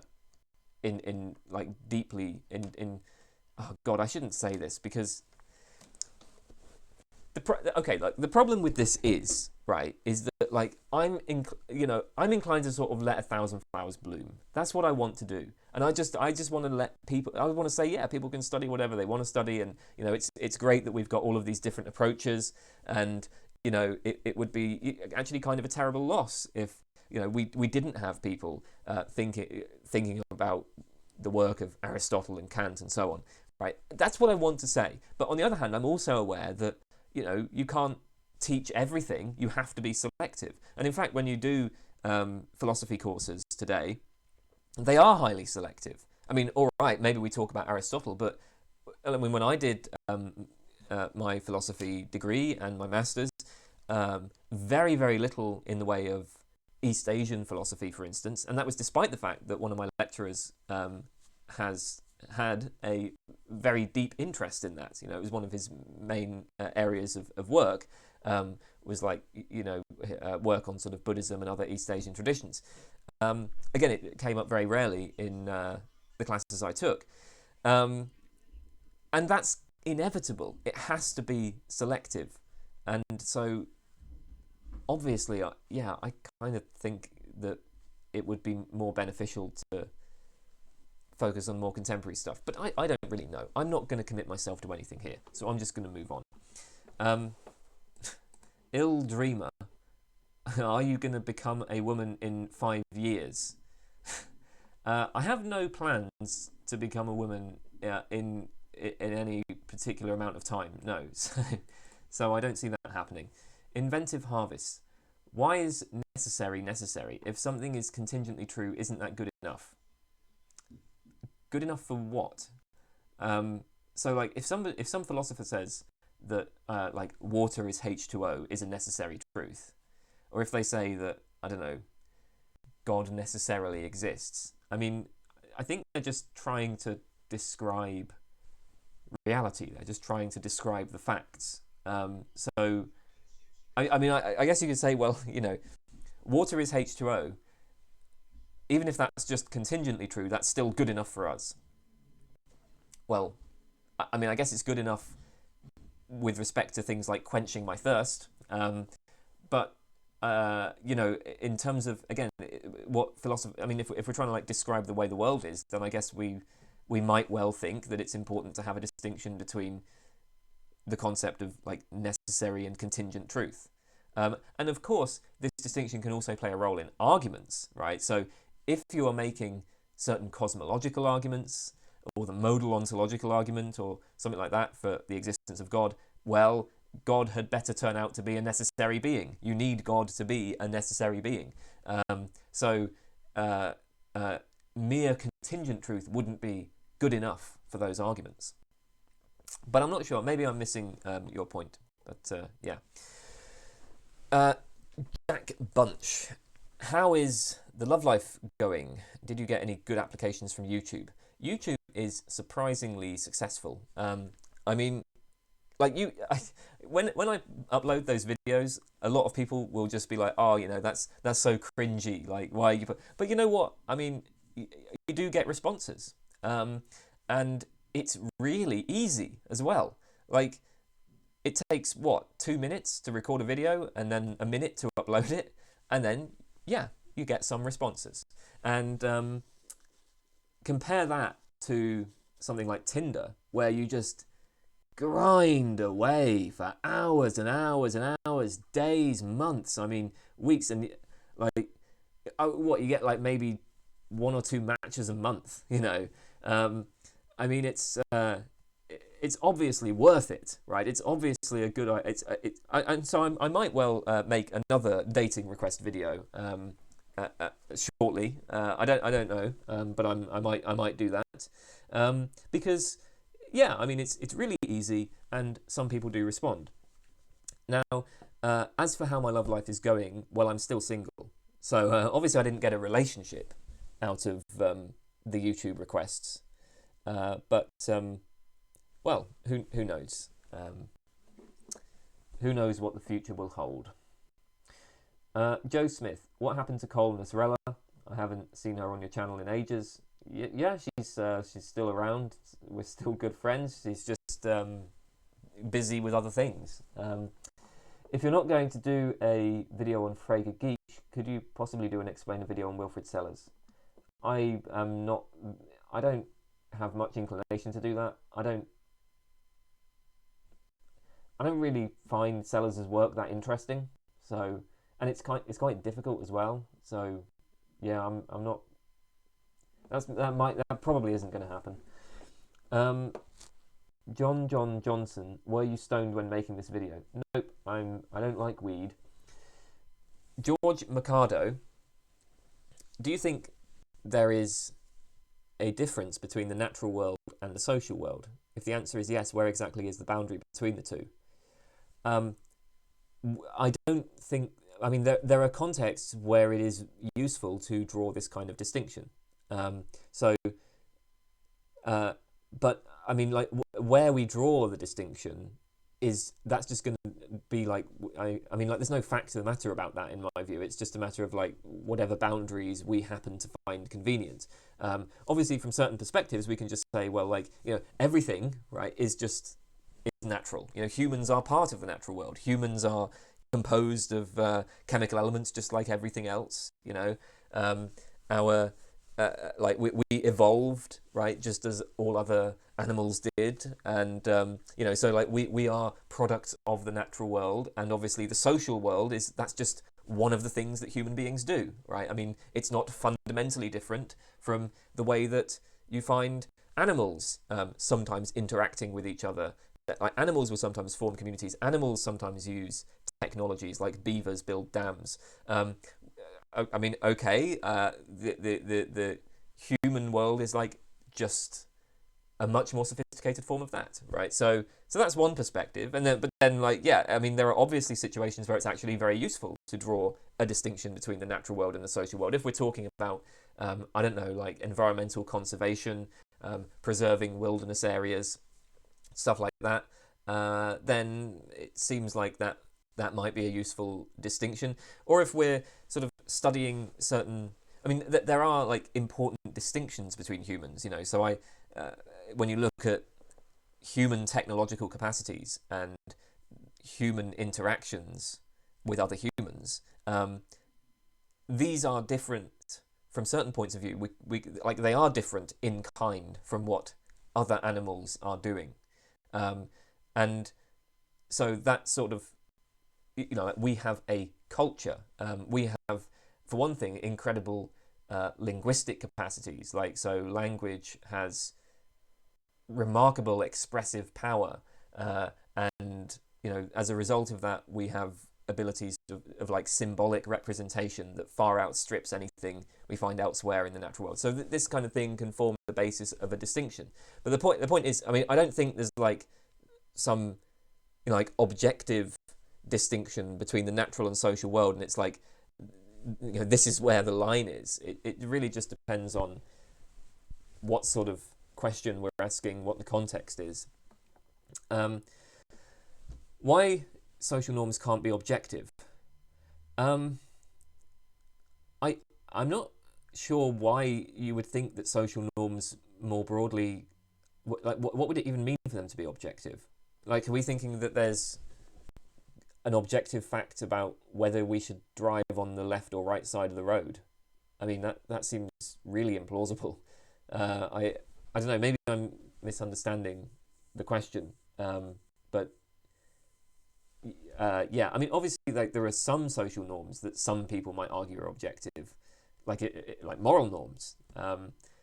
As for why I reject objectivism about that, there isn't really a general answer. I mean, I have different objections to different forms of realism, but for social norms more broadly, yeah, I don't really know.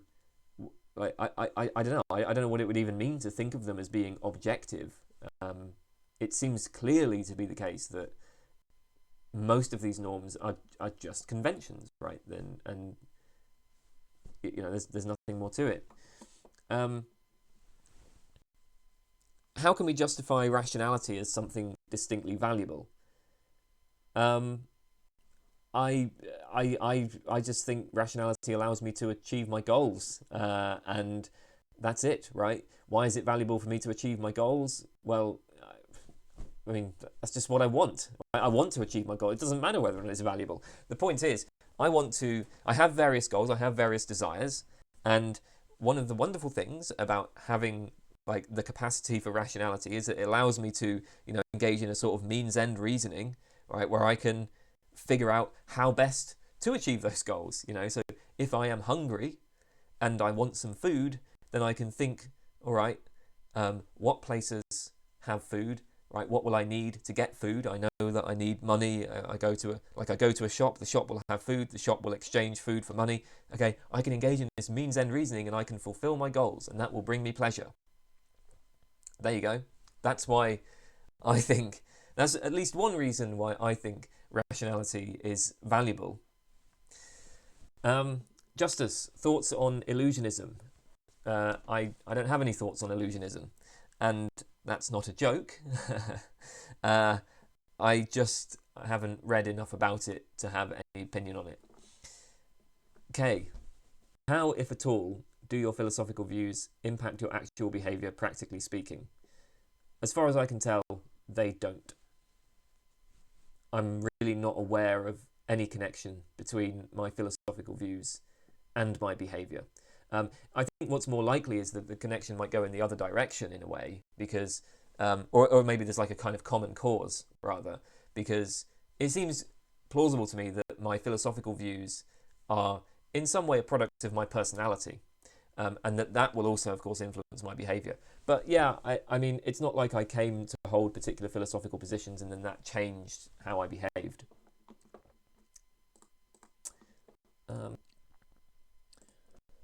Okay, Kenneth Goetz asks, I think you embrace moral fictionalism and I want to know how it relates to political philosophy. Do you think moral fictionalism is compatible with liberal democracy? When you say in one of your other AMAs that abortion should be legal or that it is the correct thing to do if someone is using a body without your consent, you don't actually believe there is any property of wrongness or rightness attributed to forcing people to gestate. First of all, I'm not a fictionalist anymore. So I did for a time endorse moral error theory, but I only... So okay, let's just step back a minute. One of the central debates in metaethics is a question about the meaning of moral judgments, right? So some anti-realists are non-cognitivists. They think that they will say that moral judgments are just expressions of, of attitudes or commands or something like that. They're not actually expressing propositions. Other anti-realists will say that moral judgments are expressing propositions. And then, of course, different anti-realists will give different accounts of the propositions that moral judgments express. Now, the view that I've always had is that there's not really any fact of the matter what people are actually... there's no universal fact of the matter about what moral judgments mean. I think that moral discourse, like pretty much all areas of discourse, is just kind of vague and messy and kind of indeterminate, right? Like sometimes people will be using moral judgments just to express attitudes, sometimes they express beliefs, sometimes it's just indeterminate what a given individual is expressing. That's all. That's been my view for quite a long time. I endorsed error theory. When I endorsed error theory, I endorsed it as a kind of conceptual engineering. I would have said, well, part of the goal of philosophy is to is to kind of precisify our concepts, right? It's to, like, take a sort of area of discourse that is vague and messy and not well defined, and then give a more precise account of it. So I was an error theorist because it was like, well, that seemed to provide the sort of simplest, most straightforward. So the simplest, most straightforward semantics for moral discourse seemed to be one where we treat it as expressing beliefs, and these are going to be beliefs about stance-independent moral facts or something like that. I'm not an error theorist anymore, partly because, well, one reason is just, if we want to engage in conceptual engineering, then it seems a bit weird to engineer our concepts such that all of our discourse comes out false. And then the second point is just, I don't see any reason to bother with the whole conceptual engineering thing. I've lost any sense of what's really being achieved by that. So, I'm not an error theorist in any sense. I certainly, even when I was an error theorist, I wasn't an error theorist in the same way that most error theorists are, and now I'm not really an error theorist in any way. I would say that I'm an error theorist about some moral judgments, right? Because obviously there are some people who do use moral judgments to express beliefs about stance-independent moral properties. Just take a lot of moral realists, right? They're explicitly using moral discourse to do that. So in response to those people, I would take a kind of error theorist line. I would say that their judgments have a false presupposition. But I don't have that sort of line about morality in general. Okay, so with respect to fictionalism and political philosophy, yeah, I think that a fictionalist can endorse any particular political view. I mean, the point of fictionalism is that if we think that moral judgments are false, we then face this further question of, well, like, you know, what now, right? Do we just stop using moral discourse? Do we just like give up on making moral judgments? Most error theorists don't want to do that. So now we need to give some other account of the discourse. And fictionalism provides a fairly, a sort of fairly obvious approach here, where we say, okay, you know, we carry on making moral judgments, but we just treat them as fictions. We still talk about what's right and wrong and what you ought and ought not to do, what's good and bad. We recognise that these statements are false, but they can still be useful, right? Moral discourse can still play some sort of useful role. So we treat morality as a fiction, a useful fiction. Kind of in a similar way to how, you know, if we're sending probes to Pluto, you might treat Newtonian mechanics as a useful fiction for like engineering the probe and, you know, working out how to get it to Pluto. So you can endorse any particular political philosophy from a fictionalist viewpoint. So you can be a liberal Democrat, you can be a communist, you can be a fascist. I mean, in principle, a fictionalist could endorse any sort of first order normative moral and political theory. So it's compatible with, I think it is compatible with liberal democracy. Obviously, fictionalists will not think that there's any actual property of rightness or wrongness, but we act and talk and think as if there were actual properties of rightness and wrongness, right? Like that's the basic fictionalist idea, right? We make judgments as if there were these moral facts. King Vegeta Kingoku, what are the best arguments against the existence of God and for the existence of God? I have responded to another person whose name I can't remember on the arguments for the existence of God, so I'm not going to do that again. If you look in the comments list, it will be in there. You know, if you search for God in the comments, in the description rather, the description will have it. Links to all the different answers. So best arguments against the existence of God then. Well, I guess it depends on the sort of conception of God that we have in mind. You know, I mean, I've never found the kind of incoherence type arguments to be all that persuasive, mainly because it seems to me that the obvious response to a lot of those is just to sort of slightly change the God concept. So if we demonstrate that there is some sort of incoherence in our current concept of God, then you can just change the concept, right? So like, I might be able to show that the concept of omnipotence is logically inconsistent, right? Maybe I successfully make a sort of paradox of the stone type argument, and I show that omnipotence isn't going to work. Well, okay, so maybe there's nothing that is omnipotent, right? But it could still be the case that there is a very powerful, very knowledgeable creator of the universe, and maybe that's good enough, you know, like. I mean, does it really make much difference whether we say that, you know, this being can this being is omnipotent or like all powerful, or just very very very powerful? I mean, I don't know, but the point is just, I mean, with respect to these sorts of arguments, any argument that targets an incoherence in the concept of God, you're going to be able to just accept that, but then believe in something God-like, right? So those sorts of arguments don't seem, you know, they don't really seem to get to the heart of the matter, I suppose. I guess I think the one that seems most sort of forceful would be the problem of evil, the evidential problem of evil. I mean, I don't really do much philosophy of religion, I should say, but the strategies that I've seen in response to that problem look very weak to me.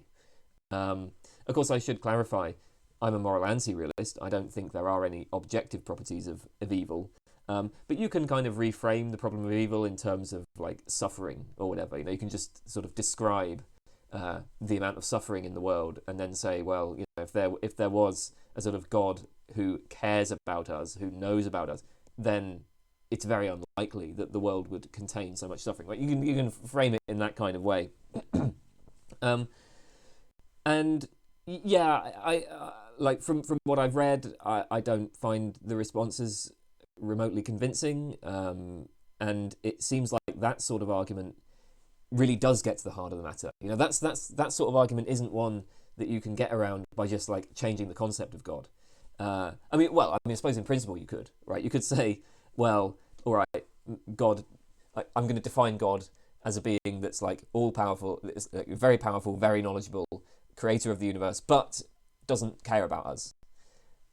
Okay, but that's kind of missing the point, right? Because as a whole, for a lot of people, what matters about the concept of God is precisely that this is an entity that cares about us and that has a plan for us, right? So I think that, that kind of problem seems to me to sort of hit the heart of that worldview. And it seems to raise a pretty serious challenge. But as I say, I don't do philosophy of religion, and I really don't know much about philosophy of religion. It's been years since I've read anything on it, so who knows? Maybe there are plausible responses to that problem now. Okay, Lehman and what are your views on the epistemology of virtues? Can one be a moral anti-realist and believe in the existence of epistemic values? Okay, so moral anti-realism and epistemic values, yes, they're compatible. So you often find in the literature so there's a lot of debate about like companions in guilt arguments with respect to moral anti-realism, right? Where the claim is that epistemic values or epistemic norms are in sort of just the same kind of position as moral norms. So if you're an anti-realist about morality, then that's going to mean that you're an anti-realist about epistemic norms. I don't think this is quite right. The considerations that there are some arguments that moral anti-realists use which will generalize to epistemic norms. So if you're forwarding, for instance, Mackey's queerness argument, what that argument focuses on is something like the irreducible normativity of moral norms. Well, maybe that also applies to epistemic norms, but obviously there are arguments against moral norms or against stance-independent moral norms that do not apply to the idea of stance-independent epistemic norms. And there are some philosophers who are moral anti-realists, but who think that there are stance-independent epistemic norms. Richard Joyce, for example, has defended this view. So, a moral anti-realist can present an argument that specifically targets moral norms and would still allow us to be realists about epistemic norms, or at least would still allow us to say that there are stance-independent epistemic norms. Okay, so my own view on this is I deny that there are stance-independent epistemic norms. I am a much more general anti-realist. So I think that there are epistemic values. I think there are things that you ought and ought not to believe, but I don't think there are any stance-independent epistemic values. I don't think there's anything that you stance independently ought or ought not to believe. I do see epistemic normativity as being sort of on the same, as being kind of subject to many of the same problems as moral normativity. So the way that I account for epistemic values is to say something like this: I want to believe true things, and I want to refrain from believing false things. Right? Those are my aims, and I take it that these are aims that the majority of people share. In fact, it almost seems to be like it's almost kind of definitional of engaging in inquiry. Like, what are we doing when we engage in inquiry? Well, we're trying to get at the truth, and we're trying to avoid falsehood, right?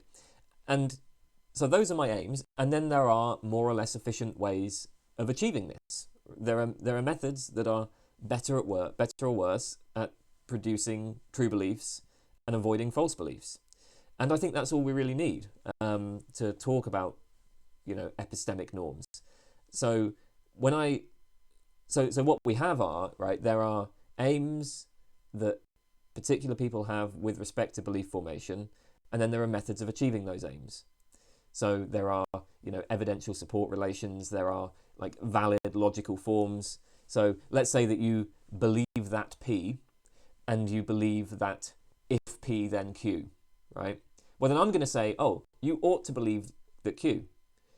And what I'm expressing when I say you ought to believe that Q is, that, so it's that I value consistency and truth, right? And it's not just that I value those things, it's I aim for them, and I want other people to have those aims as well. I want other people to value consistency and truth. And obviously, if you believe that P and you believe that if P then Q, and then you believe not Q, well, you're going to have inconsistent beliefs. So the way to achieve my aims is to get you to believe that Q, right? I mean, that's basically, I think that's enough. I think that's enough to account for epistemic normativity. That's not a popular position, but that's my position. Okay. Lemon Boy.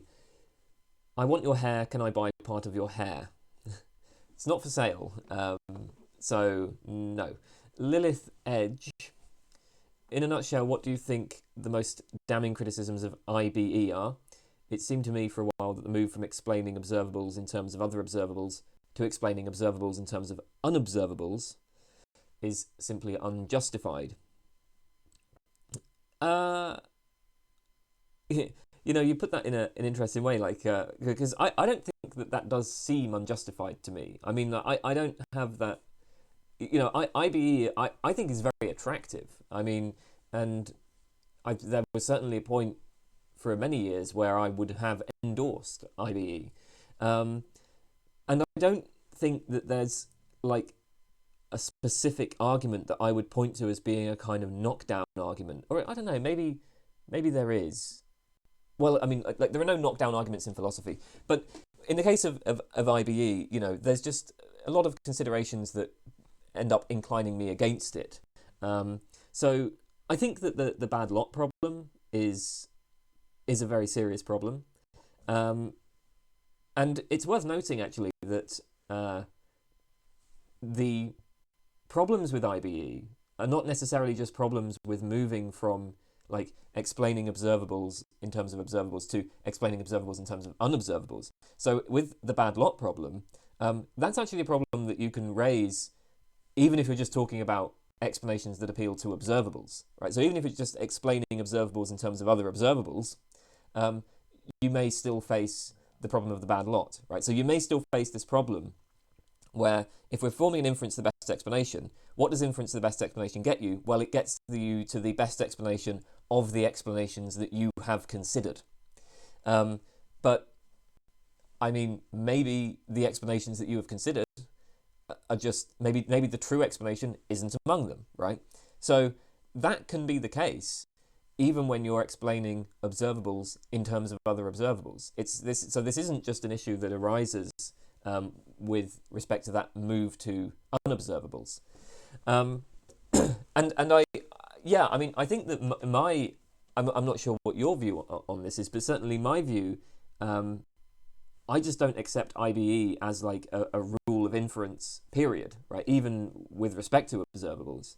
I'm not sure if introducing unobservables creates like new problems, at least in principle. I mean it. Yeah, I'm not sure about that. So anyway, one problem that I have with it is the bad lot issue, and then I think another big problem is just the question of, well, what exactly is an explanation? Is there... So when we talk about inference the best explanation, we seem to be talking about this rule of inference. But is there actually a general rule here?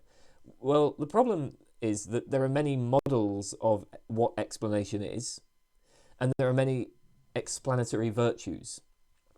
So if you look at the lists of explanatory virtues, it's usually things like, well, consistency, empirical adequacy, simplicity, explanatory unification, fruitfulness, right? So, different philosophers will produce different lists, right? Different people have different ideas about what the explanatory virtues are. But actually, a lot of these virtues need not be treated as epistemic. It's not at all clear that simplicity, for instance, is an epistemic virtue. It's not clear that simplicity is truth tracking in general. In fact, I don't think it is. Right? I would tend to view simplicity as a pragmatic virtue. So IBE judges theories and models against these virtues, but many of these virtues are not even epistemic virtues, in my view. So I'm not going to suppose that IBE is going to get us to the truth, right? I mean, again, the best explanation need not be a true one. I just want to return to something I said about the move from observables to unobservables.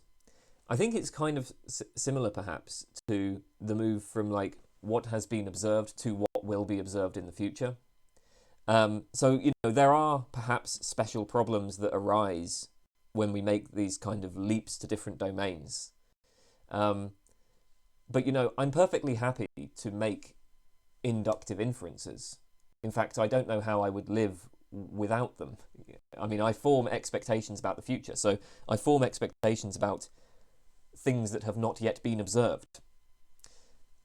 I'm fine doing that. So in principle, I wouldn't necessarily have a problem with forming beliefs about what is unobserved. And I form beliefs about what has not yet been observed on the basis of my beliefs about the observable. So similarly, why not form beliefs about the unobservable on the basis of what I've observed? They're kind of similar. So yeah, I have problems with IBE, but I don't think it's quite the same problem that you have. Yeah, okay. Logical empiricist, do you have a girlfriend? If not, how come that you don't have a girlfriend? No, I do not have a girlfriend. Why don't I have a girlfriend? I think, at this point, and, I don't like having to draw this conclusion, but it is the conclusion that the evidence is pointing towards. I think we just have to conclude that women are kind of stupid. I think that's the problem, because, I'm obviously brilliant. This is fantastic what's going on here. And not only is this, it's obviously fantastic, but men can see that this is fantastic. I've had plenty of men who have propositioned me, so they get it, they can see it. So why can't women? I mean, it seems like there's something wrong with women, which is explained. That seems to be the best explanation for why I don't have a girlfriend. Okay, all right. Obviously, that's a joke. So obviously, I'm joking there. I mean, I don't really know. I don't really know why. Actually, I genuinely don't know why. I tried for a very long time on the dating apps, and I really didn't get anywhere with them. I tried writing my profile in different ways. I tried lots of different types of photographs. I had some really great photographs of myself, actually, and I tried following different pieces of advice. So, for a long time, I was grinding away on that for a long time. I put a lot of effort in, and I didn't even get a date out of it. I was on 5 dating apps: Tinder, Plenty of Fish, OkCupid, Hinge, Badoo. There might have been others. So I really went for it. I gave it a good shot and didn't even get a date. So I don't know what the hell's going on there. I also went out, I joined like meetup.com, and I've been going out to events, meeting up with people. Just didn't get anywhere with that either. I do not know why these attempts have failed so badly, but I'd say a few months ago I just sort of gave up. I mean, I couldn't be bothered. It's like I was putting in loads of work and I wasn't getting anywhere with it, so I figured, well, I might as well just, if I'm not going to get anywhere with this anyway, I might as well just enjoy myself, which is so that's why, rather than be miserable on Tinder and not have a girlfriend, I can just, I don't know, sit at home and listen to music and enjoy myself and not have a girlfriend. So that's where we are now. Luke Cronquist, what is your prediction on the philosophy of the commoner in 10, 20, 30, 50, 100, 1,000 years? You know what? I don't even know what the philosophy of the commoner is now. I guess people are sort of... I guess most people will be either some sort of religious... They like accept some sort of religion, probably monotheist, they believe there's some sort of God. Or they'll be materialists, or they'll kind of be like spiritual, or maybe they'll believe in like ghosts and demons and stuff. I mean, that I don't think people really think, most like laypersons don't really think in much detail about like their world views. So some of them are going to be committed to traditional religions, some more materialist, they sort of care about the results of science and all that, and then some people believe all sorts of nonsense. I mean, that's about it. And I imagine that, I don't know, I can't predict what's going to happen in the future. So I have no idea how I would even start by trying to answer this question. So I'm going to have to just move on. MKBR, you have pretty eyes. Yes, I do. My eyes are really cool, and you kind of aren't going to be able to see it very well on these videos, but my eyes are very interesting, actually. They've got all sorts of interesting colours. They're not like, they're not just like a single colour. There's like green and brown, and then there's like a sort of bluish ring on the sort of out on the kind of outside of the iris. It goes bluish. I love my eyes. I think there's very interesting things going on in them. Mariyama, what is your stance on panentheism? I don't think I've read a single thing about panentheism, so I have no stance on it. I can tell you that I'm basically a sort of atheist, or maybe agnostic, so I don't believe in any sort of God, but beyond that I have no thoughts on it. Max Macken, how's the love life going, man? It's not going. Do you have a girlfriend? No. I think a good project for you would be to explore that side of who you are. I'd like to explore it. I'm not the one who's preventing that. I would like to have a girlfriend, or at least explore having a girlfriend. That seems like a great idea. I'm not the one who's stopping that from happening. So I think a good project for you would be to explore that side of who you are. It's something that I am doing at the moment, and I am using Nietzsche, Hegel and Heidegger to guide me. Using Nietzsche, Hegel and Heidegger is an interesting method. I would be very curious if that's getting any results for you, because, well, you know what? It can't be any worse than any of the methods that I was using. Do women go for like Nietzsche, Hegel and Heidegger? Is that a good idea? Should I be going out talking about them? Maybe the problem is that I went into analytic philosophy. I should have gone into continental philosophy. Then I would be drowning in groupies. Okay, Mylen, what are your long-term goals doing philosophy? I don't have any long-term goals. I enjoy philosophy. So, or at least I find myself driven to do it. What happens is that there are specific philosophical problems that capture me, and I want to think about them for a while, and that's it, and I just work on them. There has never been for me any kind of long-term goal with it, and in general I don't plan long term. I don't have any long term plans in my life. I never have. I'm the kind of person, I don't think much about my past, and I don't really plan for the future. That does have some benefits, and it has some drawbacks as well. Galen Strawson makes this nice distinction between people who have sort of narrative conceptions of the self, and then people who are episodic. So people who have narrative conceptions of the self, they tend to view their life as a kind of story. They will think a lot about what happened in the past and how that has made them who they are today, and then they'll plan for the future, and they see themselves as kind of following this plan. Whereas people who are episodic are much more like they live in the moment. They don't reflect much on the past, they don't really plan much for the future. They just sort of see them, they're just concerned with like what's happening in the next day or week, and they don't think much ahead. I am extremely episodic, very firmly on the episode. I don't see my life as having any kind of story. I don't see it as having any kind of goal. I'm interested in particular things. I follow those interests for a while, and then I get interested in other things. That's it. Miodrag Vujakovic. Do you think emotivism or non-cognitivism is a form of subjectivism, or is it distinct from it? If they're distinct, how would you overview the theoretical advantages and disadvantages of one over the other? Okay, so if you want the overview of the theoretical advantages and disadvantages, I have a whole series on meta-ethics, where it's actually those... I have videos on non-cognitivism and subjectivism, although those videos are actually quite old now. I'm not sure how good they are. They might be rubbish. I made them ages ago, and I might do them completely differently were I to do them today. I've had very good responses from people from those videos. So yeah, I mean, if you want like an introduction, if you want an overview, then I mean, check out those videos. Is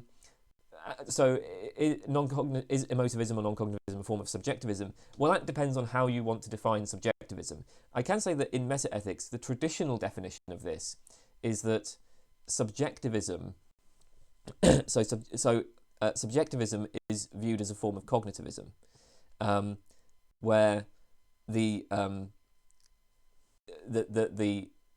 moral beliefs, so when people make moral judgments, they're expressing beliefs, and those beliefs are made true by subjective states. So a simple form of subjectivism would be a kind of individualistic subjectivism, which says that my moral judgments are made true by my values and attitudes. So if I say slavery is wrong, that's expressing a belief about slavery, and it's true because I do in fact have a negative attitude to slavery, right? Like my values entail, or like, well, my value, I mean, it's not even a matter of entailing them actually, right? I mean, I just do feel negatively about slavery, right? So that then makes that moral judgment true. That's a simple form of subjectivism. Obviously, non-cognitivism and emotivism, these will say that moral judgments do not express beliefs. They're expressions of attitude. So, I mean, the thing is that, like, the distinction between these views, I mean, the line gets very, very, very thin, because an emotivist will say that when I say slavery is wrong, I'm not expressing a belief about slavery, I'm expressing a negative attitude to slavery. I'm expressing condemnation to slavery. Whereas a subjectivist will say that when I say slavery is wrong, okay, like maybe I'm reporting that I have a negative attitude to slavery. So that means something like I have a negative attitude to slavery, and that is made true because I do indeed have a negative attitude to slavery. So, like, I mean, the line here, as I say, very, very, very thin.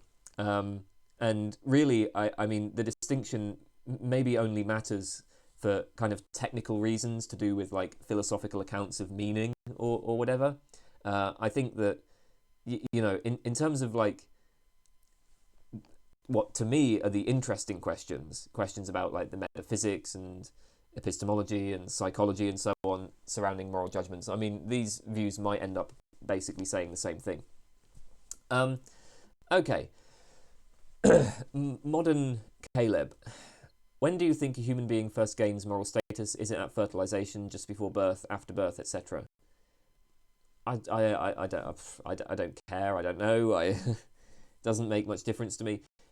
The reason why it doesn't make much difference to me is because even if we say that human beings have moral status right from conception, that doesn't I don't think that really makes any practical difference in terms of like abortion and so on, because for me the reason why abortion is acceptable is because I think it's acceptable to use lethal force against people who are occupying your body without your consent.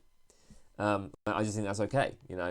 If somehow Albert Einstein, right, and were and like Albert Einstein as an adult who had, all of his cognitive capacities, all of his brilliant capacities, if he somehow were contained inside a woman, and she wanted to she did not consent to him being there, I think it'd be fine for her to kill him. So it really doesn't make any difference to me whether we say that, the fetus has moral status, or whether you only have moral status at birth. I mean, I certainly would want. I mean, I wouldn't want to say that you get moral status like after birth. Okay, 3 months, right? You get like 3 months where you can kill the baby. Yeah, I mean, I don't really want to say that. But whether the line is drawn like at birth, or at some point when the fetus becomes viable, or way back at conception, doesn't actually make any difference to me. So I don't really care. Mojitoness. As a follow-up to your conversations on moral realism, do you know of any attempts to describe, instead of a moral reality, something like moral realities? In biology, the rules of engagement, as it were, especially in animals, are highly ritualized and seem hardwired. They always seemed to me to involve an ought factor, as invasive species don't abide by them, and that plays some role in them running rampant. I don't know where the ought is coming from here. So I'm not sure. I mean, like, so we can, okay, the rules of engagement seem, I don't know what to say about this. I don't know where the ought, like, why, right? Why would that, so what are we saying, that invasive species somehow like ought not to be doing what they're doing? Why would that be? I mean, it seems like, I mean, certainly we don't need to describe this in terms of oughts, right? We can just describe the biological facts, and yeah. So I'm just a bit confused. I'm not sure what this means. I can say that, so in like neo-Aristotelian accounts of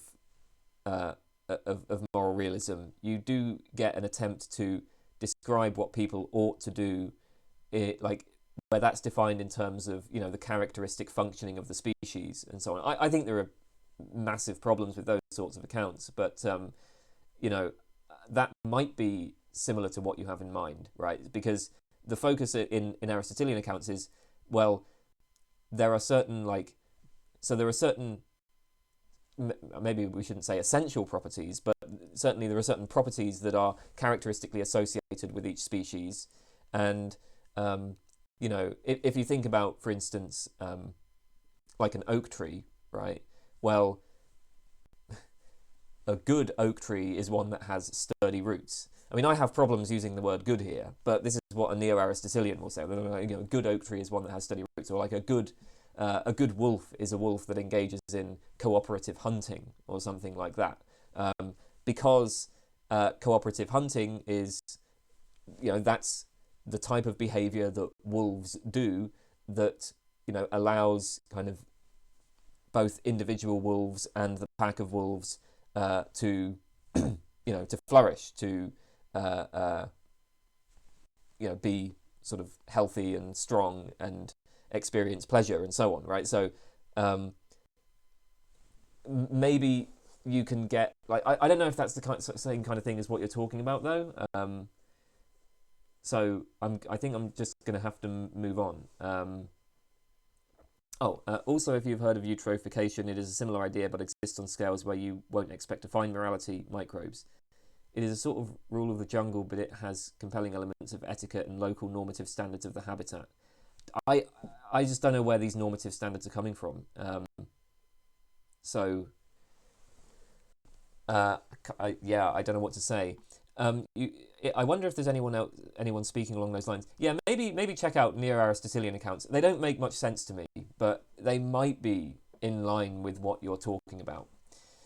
Mr. Poopy Socky, what would your suggestion be when refuting skeptics further than yourself on topics like epistemology, such as people who just ask why the entire time, not even in a good methodological type way, but rather in a more annoying type way, like a radical skeptic and such? I'm okay with skeptics. I know that I actually did make a video a while ago where I expressed annoyance with radical skeptics, but I've changed my mind about that. I've spoken to more skeptics and I'm fine with them now.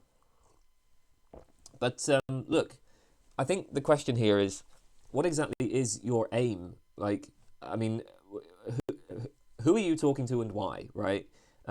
What are you trying to do? Are you trying to get them to change their minds? Are you trying to be persuasive to an audience? Because depending on what you're trying to do, there's going to be different ways of going about that. If you're trying to get a radical skeptic to change their minds, well, it's hard to know what you could possibly say, because obviously any proposition that you put forward, the skeptic isn't going to accept it. So it's not like you're not going to be able to use argument to change their minds, because when we use argument to try to persuade other people, we have to get to a sort of at least some propositions that we can agree on. Like we have to get to a sort of base where it's like, right, I assert that P, right, and you accept that P, and then I can try to sort of build from P to some other proposition, right? And that's how it usually works. Now, with radical skeptics, any proposition you put forward, they just won't accept it. They could just be like, why, right? Why should I accept that? Why should I accept that? So, okay, you can't change their minds, but maybe the conversation would have some other purpose. Maybe, again, maybe there's an audience. Maybe you want to be persuasive to them. But look, if you find it annoying, then maybe just don't talk to them. So what is it? Such as people who ask why the entire time and not even in a good methodological type way, but more in an annoying. Yeah, if somebody's just asking why over and over again, then I just stop talking to them. I mean, that's boring. So that doesn't feel like an exchange, right? When I'm engaging in the conversation, I want to sort of put forward certain propositions. I make certain criticisms, and I want them to do the same thing. They've got to put forward some propositions, put forward some criticisms. That's an exchange. If I'm just saying stuff and they're just like, why, I get bored very, very quickly, and I would move on and do something else. Talk to other people. Nicholas V. What are your thoughts on the continental analytic divide in philosophy and how you see this developing in the future? I have absolutely no idea how things are going to develop in the future. So I can't really answer that. As for my thoughts on the divide, I tend to see it as being basically just stylistic. I mean, I don't really know enough about continental philosophy to comment, but I do know a little bit about analytic philosophy. And I sometimes say that there isn't really any such thing as analytic philosophy. When analytic philosophy first started, it was concerned with questions about, so when you go back to like the early 1900s, right, there really was a sort of unified movement, right, which we could label analytic philosophy. And that unified movement was concerned with basically the construction of an ideal language, because like everyday language, our everyday discourse is vague, it's perhaps inconsistent, and what we want to do is we want to engage in analysis of language to reveal the underlying logical form, which then constitutes the ideal language. Russell's theory of descriptions is like the classic example of this, where a statement like "the present King of France is bald," right, is then analysed into its underlying logical form, which looks completely different, right? It looks completely different from its grammatical form. So it would be something like, there is at least one present King of France. There is at most one present King of France, and whoever presently kings France is bald. Or it's like, there is an X such that X presently kings France. There is at most one X such that X presently kings France. The X that presently kings France is bald, right? Like that kind of thing.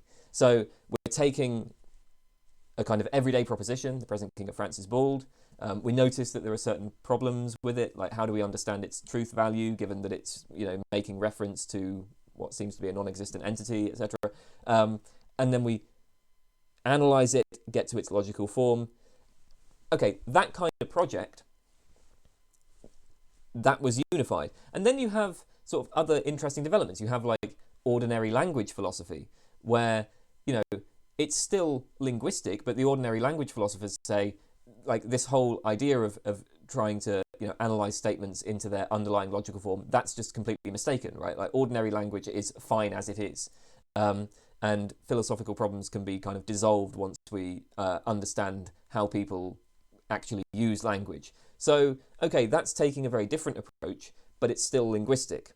But then, as the century goes on, things just expand in all sorts of different ways. You have you have the resurgence of metaphysics. You have kind of developments in philosophy of science from people like Kuhn and Feyerabend that kind of take a more sort of historicist approach to it. You have ethics and political philosophy kind of coming back into play, and you start seeing philosophers appealing to intuitions. In more recent years, there's been the rise of things like experimental philosophy. I don't know. I just, to me, I don't think that there is a unified tradition anymore. There's no longer a kind of unified program in the way that you had with people like the logical positivists and the ordinary language philosophers. That just doesn't seem to be the case anymore. So when I think about analytic philosophy, like, what is it? What exactly is this thing? It just seems to be basically a style. There's a certain way of writing, a way of expressing ourselves. That's basically all it is,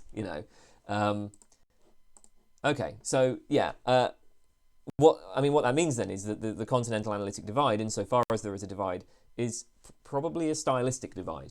But I don't really know much about continental philosophy, so I don't know. Maybe there are deeper, more radical differences. Okay, Nicholas Hessler asks, what are your thoughts on constructivist theories of metaethics, especially Humean constructivism? So I think Humean constructivism is really cool. I love Sharon Street's work. I suppose I don't see Humean constructivism as being all that different from earlier forms of just outright anti-realism. But I am an outright anti-realist, and so yeah, I like it. I suppose the main point that I think I disagree with, though, is with the Humean constructivist account of reasons. And actually, this, I suppose, is quite a big thing to disagree on, because this seems to be a fairly important part of the position. But Humean constructivists, as I understand it, they want to give an account of reasons, right? They want to say that people do have reasons, where these reasons are going to be based on their on their values or aims or something. I think my inclination at this point is to be kind of an eliminativist about reasons, right? I just want to say, yeah, people don't have reasons, in virtue of their, not even like in virtue of their own desires and values. I think that we can give a sort of pragmatic account of reasons to talk, but I wouldn't say that people have reasons. So here's my understanding of what a Humean constructivist is going to say. They're going to say that a judgment about what I have reason to do is going to be true just in case that judgment is one that sort of brings me closer to reflective equilibrium in all my aims and values. So I think Street uses the example of an investor who has the goal, on the one hand, has the goal of maximizing profit for herself. On the other hand, has the goal of not profiting from unsafe working conditions, right? So it's like, maximize profit for yourself, do not profit from unsafe working conditions. Now, those aims can come into conflict. Maybe the investor gets the opportunity to invest in a company that will bring her an enormous amount of wealth, but this company has, really poor health and safety practices. Okay, so there's this conflict of goals, and of course these two goals are themselves going to be implicated in this further, broad web of other goals and values. So, if you ask, like, why profit? Why do you want to profit? Well, it's going to be because she wants to, get various. She wants a particular standard of living. She wants access to certain resources and so on, and profiting will allow her to achieve that.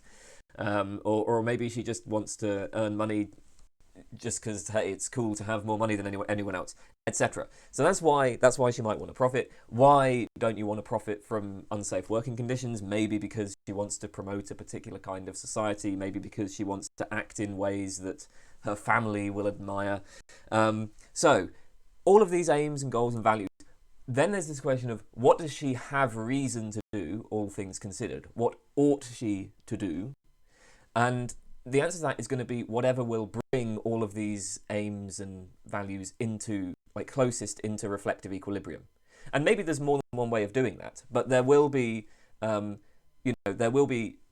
judgments she can make about what she ought to do that would, bring her aims and values more or less into reflective equilibrium.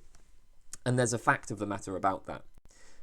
Maybe she's actually kind of psychotic or psychopathic, and she the only reason she cares about not profiting from unsafe working conditions, the only reason she cares about that is because she worries that it will reflect badly on her image. Well, in that case, maybe she just has reason to invest in the company. Now, the thing is it's so for me, if we're giving this as a kind of normative theory of what people ought to do, of what people have reason to do, I think I have problems with this, because, well, I don't think there's any sense in which people ought to do or have reason to do whatever it is that brings their aims and values into reflective equilibrium. So, if I was to say something like, I have reason to invest in the company, the kind of thing I might be expressing if I was to say that is, okay, I want to maximize profit. Investing in the company would maximize profit, and investing in the company doesn't violate, and it doesn't frustrate any of my other desires. But I don't see any sense in which, I have reason to do what satisfies those three conditions, or that I ought to do what satisfies those three conditions, right? I can just say, right, if this is the goal, here's a way of achieving that goal, right? And then I can talk about reasons in that sense, right? If the goal is A, then B achieves that goal.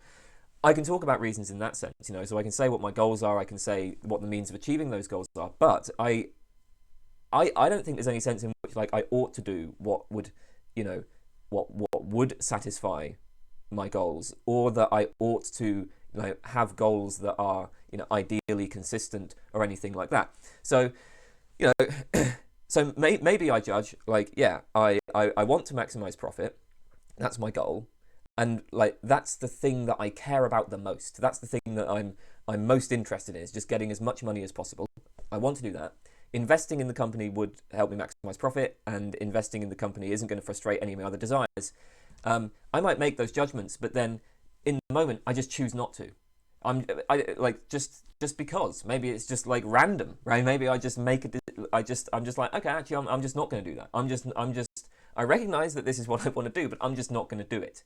I don't know. Maybe I suppose you could just define what you want to do or what you desire to do in terms of the decision that you actually make, and then of course it's trivial that you always do what you want to do. But hopefully you can see my point here. I can recognize that I have a sort of long-term desire to maximize profit, but then just in the moment just be actually I'm not going to do that. So maybe I'm gripped by a sudden spasm of compassion, and I recognize that this company is profiting from making people miserable, and I just in the moment, for some reason, I don't want to be involved in that. Now, provided that I'm fully aware of the facts here, when I say the facts, right? So here's what I'm fully aware of. Let's assume that I'm fully aware that investing in the company will satisfy my long-term desires. I know that this spasm of compassion will not last. I know that I will regret the decision, right? Like, let's assume, like, so assuming I know all of this, so I recognize all of these facts, what mistake am I making if I recognize all of this, but just do it anyway? So if I recognize that I'm going to regret the decision, but I just do it anyway, like, why is that a problem? I mean, I like, you know, one way to look at that actually is I'm just sort of choosing to act on my current desires, my current values, over what I take my future desires and values to be. But why is that? Why is that a mistake? You know, I mean, okay, I'm valuing my current values more than the future ones. Well, you know, sometimes values come into conflict, and we have to make a decision about which ones we want to act on. You know, you can't always maximize all of them. So yeah, I think that in the account of reasons, I would be inclined to say that Humean constructivists are on the wrong lines. They should be even more anti-realist and just take a sort of eliminativist view of reasons. So yeah, but you know, I do love Humean constructivism. I think that it's as far as like the current positions in meta-ethics go, it's you know, closer to the truth than a lot of them. Okay. Noriak, would you have preferred to study something else than philosophy eventually? No, I love doing philosophy, and I really have never wanted to study anything else. At least not, you know, long term. I mean, obviously I have other interests, but I wouldn't want to have, you know, done a degree or a master's or anything in those other things. Nummy Num, are you familiar with George's Bataille?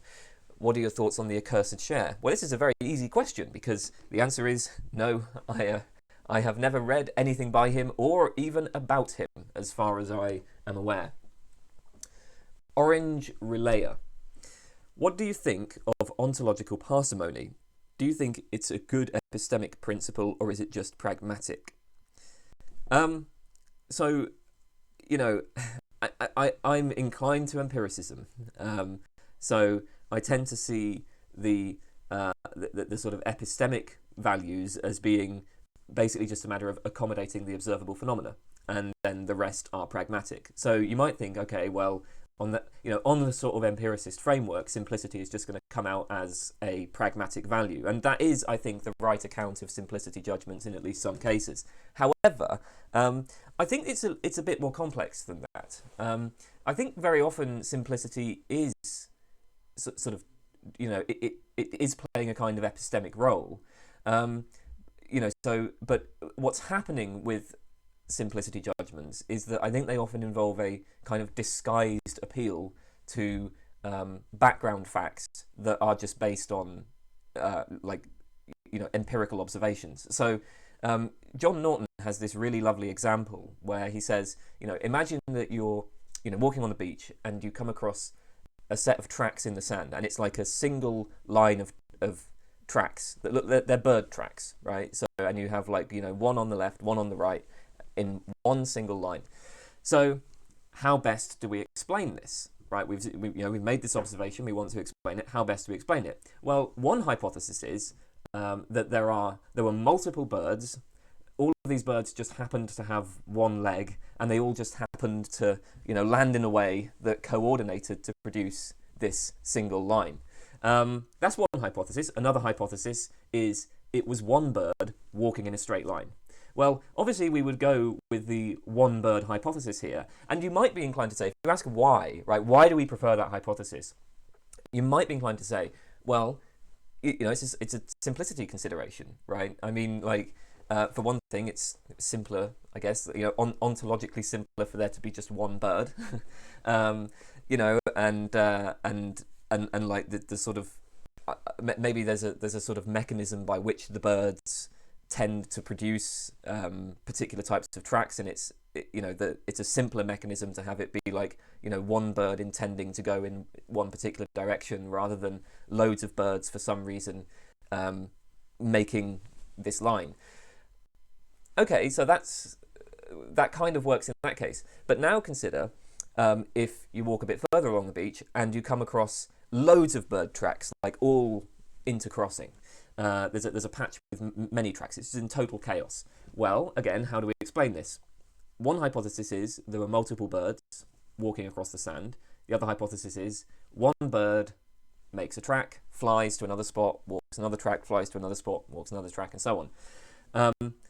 I mean, in this case, one bird is still sufficient to explain the phenomena, but you probably wouldn't accept that. You'd probably go with the multiple bird hypothesis. And Norton says, and I'm inclined to agree with him, that what's really going on here is, look, you know, we have many observations, right, of single birds and multiple birds, and of how they behave, right? We've just observed this. We know that one bird walking will often produce a single track in a line. It's in principle possible that there could be multiple single-legged birds all, you know, flying down and hitting the same place, but that just never happens. Like I don't think we've ever observed that ever happening. If we lived in a world in which we did regularly observe that, then that's the hypothesis that we would go with when we see the single track, right? It's just we haven't observed that, so that's why we don't go for it. As for the case of, you know, loads and loads of crisscrossing tracks, well, in that case, we have observed multiple birds walking so as to produce crisscrossing tracks. We relatively rarely see a single bird, you know, walk one way, you know, fly and walk, and in such a way as to produce that kind of picture. But again, you know, if we lived in a world in which we did often see like a single bird walking, and then it sort of flies and it walks another way, and then it flies to another close spot, and then so as to produce this chaotic mass of tracks, and we very rarely saw birds flocking together, then when we came across this mass of tracks, we would go with the one bird hypothesis. So simplicity, you know, we can say, well, you know, we're choosing one of these hypotheses because it's the simpler one, but the appeal to simplicity there is just an appeal to like background empirical observations, basically. And I'm inclined to take the same sort of line on that. So sometimes simplicity judgments are pragmatic, which is fine, but you know, I wouldn't say that when they're pragmatic they're useful in terms of, you know, getting at what the truth is. In many cases, simplicity judgments are disguised appeals to background facts, in which case they may well be epistemic, but I don't think there's a sort of, you know, rule of simplicity or a sort of general explanatory virtue of simplicity. What really matters is the background empirical observation, background empirical facts. What bearing do you think metaethics has on ethics? For me, relatively little. I mean, I think that the same sort of tools are available to both realists and anti-realists with respect to arguing for their theories. You know, I mean, ultimately, regardless of what your metaethics is, well, maybe I shouldn't say that. You know, maybe it makes a difference in some cases, but for at least many positions in metaethics, the way that you approach moral debate, the way that you try to change people's minds, is going to be much the same. I think you're going to end up appealing to many of the same considerations. So, for example, you know, if I'm arguing with somebody and I want them to change their mind, I might well try to show that there is some sort of inconsistency or arbitrariness in their current views. And, you know, that will hopefully work because most people don't want to have inconsistent and arbitrary moral views, right? So, but that sort of method is available regardless of whether you're a realist or an anti-realist, you know, regardless of whether you're an error theorist or a non-naturalist or, right, whatever. So in that sense, I don't think metaethics has too much bearing on it. I mean, one point, I suppose, is that for an anti-realist, maybe there's less pressure to develop a normative theory. Like, if you think that there are objective moral facts, then presumably there's going to be like some sort of theory of those facts, perhaps. I mean, on the other hand, you know, you also get sort of moral realists who are kind of like anti-theoretical. I mean, I think you see that quite a lot in the sort of virtue ethics tradition, actually. There's that sort of anti-theory element to it. So I don't know, but yeah, I would have thought, like, generally speaking, maybe anti-realists are just going to be under less pressure to develop moral theories. You know, I mean, in fact, like, from an anti-realist point of view, you could even say, well, like, why care about even consistency? I mean, for empirical beliefs, we take it that the facts are consistent, so you know, that's why we care. You know, that's at least one reason why we care about consistency. But in the moral domain, I mean, I'm not making an epistemic error in holding inconsistent values. I mean, again, luckily, people don't generally want to have inconsistent views, but again, from an anti-realist point of view, maybe there's like less pressure to be concerned about that. I'm not sure. So yeah, but I don't think there's all that much bearing that meta-ethics has on ethics. I tend to sort of compartmentalize the different areas of philosophy. Are there any video games you like? No. The only video game I played at any length were the Grand Theft Auto games, and I never used to do any missions in them. I just used to drive around, you know, like, you know, shooting people and stuff. So that was years ago. It's been like 10 years since I've played a video game. I think. Have I played? Yeah. No, I don't really play video games.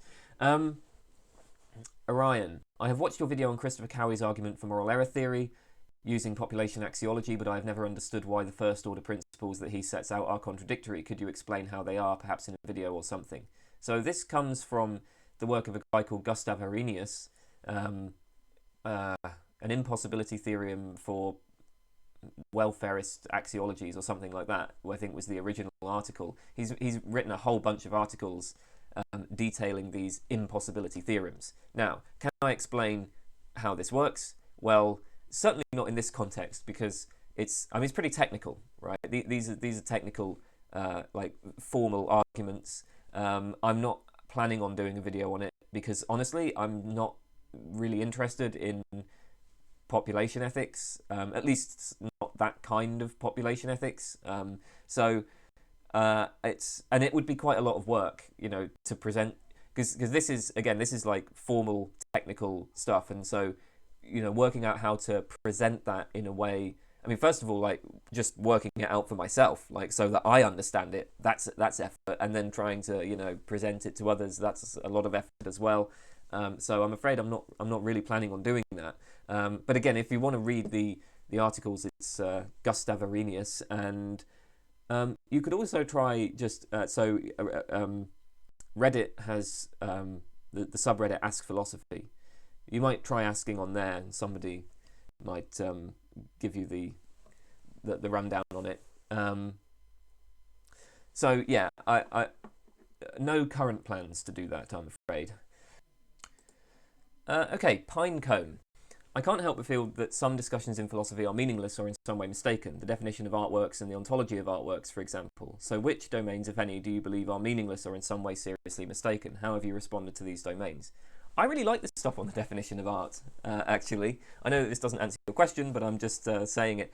You know, I like that field a lot more than I do a lot of other areas, you know, of conceptual analysis. So when you look at the literature on conceptual analysis of knowledge, I often think, like, I just don't care about this. I don't see why this matters. Like, even if we were to be able to propose the necessary and sufficient conditions for the application of the concept of knowledge, like, who cares, right? That just tells us how people are inclined to use the word knowledge. But in the case of art, yeah, that sort of conceptual analysis, trying to get to the definition of art, I found that working through the proposals for what art is, I found that really illuminating and interesting. And I mean, yeah, I don't know what's the difference. Maybe it's just that in the case of art, the theories that have been proposed are so radically different. I mean, you know, you get like art as form, or you get institutional definitions of art, or you get, you know, art as expression of emotion. These are such radically different theories. You know, that it really does feel kind of illuminating to look at art from the perspective of these different theories. You know, I feel like it really enhanced my my sort of understanding and appreciation of art. That's just me, you know. So I did quite like that. I mean, I don't think that there could be a successful definition of art. I'm very skeptical of that, at least. But I thought the philosophy on that was fun. So that doesn't answer your question, but yeah, that's just, you know, that's just my take on the art thing. Okay, so discussions in philosophy that are meaningless or in some way mistaken. Well, you know, I have quite recently kind of nailed my colours to the mast with respect to all this talk of reasons and categorical reasons. I suspect that a great deal of the, you know, literature in metaethics and, you know, maybe even epistemology and so on, where philosophers talk about reasons, I suspect that might just be meaningless. Of course, it you know, it could be that I have some sort of conceptual deficiency, but I can at least say, like, I don't understand what a lot of these philosophers are talking about. Or at least I think I don't. Maybe I do, because I am able to use the words in just the way, in the right kind of way. You know, I'm able to express the same sort of sentences that they express. And if you say that meaning is use, then maybe in some sense I do understand the meaning of these terms. But I feel like I don't. I feel like I don't. So, you know, that's sort of, you know, that's kind of an area of philosophy that's quite, you know, that I'm quite familiar with, and, you know, that sort of has the same kind of style as the philosophy that I do, but yeah, that might be meaningless. Another sort of thing that's, I mean, not necessarily meaningless, but in some way mistaken. I think there are some debates in philosophy that just seem to be obviously verbal disputes, where it just seems like it's clearly that people are just defining terms differently, and there's nothing more substantive than that that's being debated. The debate about material composition, I think, is my favourite example of this. So some metaphysicians will say that there are no composite objects. Other metaphysicians will say, you know, any two objects compose a further object. And then other metaphysicians will say there are some composite objects, but, you know, not just any two objects compose a further object. So, you know, nihilism, universalism, and restrictivism. Yeah, that just like seems obviously to be a matter of people just using the word object in different ways, and I can't see that anything of significance really hangs on what, you know, what theory we take. I mean, in practice, of course, like, I don't think anybody actually has like a theory of mereological composition. You know, that like when we talk about objects, it's much more pragmatic. There isn't some kind of underlying theory of objecthood that people are working with, but you know, if you want a theory, fine. But I think ultimately you are just like choosing to define the term in a particular way, and I don't see. I really struggle to see why people like what people think is substantive about that debate. I suppose, you know, so speaking as an empiricist, the other thing that I would say is, in some way seriously mistaken, is metaphysical theories that proceed through explanation by postulation. So what I have in mind here is what you often find in metaphysics is philosophers will, you know, look at a particular kind of discourse, right? This might be mathematics, or it might be our practice of making moral judgments, or it might be, you know, the like modal language, right? Our practice of talking about what could have been or could not have been, or what's possible or necessary, or it might be, you know, in science, right? The practice of science. So we take this practice and we try to account for the success of this practice by postulating entities beyond experience of which that practice provides true descriptions. So that's like, yeah, explanation by postulation, that kind of thing, I think is seriously mistaken. Having said that, I love a lot of that work, you know. Like David Lewis's On the Plurality of Worlds, one of my favourite philosophy books, always has been. I love that stuff. I think it's completely on the wrong lines, but, you know, I'm happy to let 1,000 flowers bloom. Well, maybe not 1,000 flowers, but I'm happy to let at least some other flowers bloom. I wouldn't want everybody to be a sort of hardcore empiricist about this stuff. So yeah, that answers that. Rakhuijo asks, burgers or fries? Well, I think it's I think it's got to be fries. Burgers are fine. I don't eat, or at least I don't purchase meat anymore. So relatively rarely would have. The situation in which I would have burgers has been reduced. Because a lot of burgers, like there's this burger van outside a shop which used to sell really tasty. Well, it still does sell, I assume, really tasty burgers that I don't buy anymore. And there are only meat ones available, right? So the circumstances in which I have burgers have been reduced, but I can still eat just as many chips as I used to. I'm saying chips, not fries, because I'm in the UK. I mean fries, but I'm saying chips. So yeah, I can still eat chips just as much as I used to. Of course, there are vegetarian burgers, I know that, and some of them are really tasty, but they're just not as widely available. And the other thing that's great about chips is you can always eat more of them. I mean, it doesn't matter how full you are. If you have a meal with chips, you can be absolutely stuffed with all of the other parts of the meal. You can look at the peas and just think like, oh God, there's just no way. Like, I'd be sick if I put any more peas in my mouth. But a chip, there's always room for chips. Maybe that means that chips are really a bad thing because it's probably not healthy to do that. But I mean, chips can be eaten anytime, anywhere, no matter how full you are. You can still get more chips in, and they're really tasty. I mean, they're one of my favourite foods, really. I mean, just in terms of the taste. Obviously, I limit my intake of them, but I do like some chips. Oh yeah. Raphael K, you've asked a question here which is in French. Now, what? Why did you do that? But I translated it on. Is that French?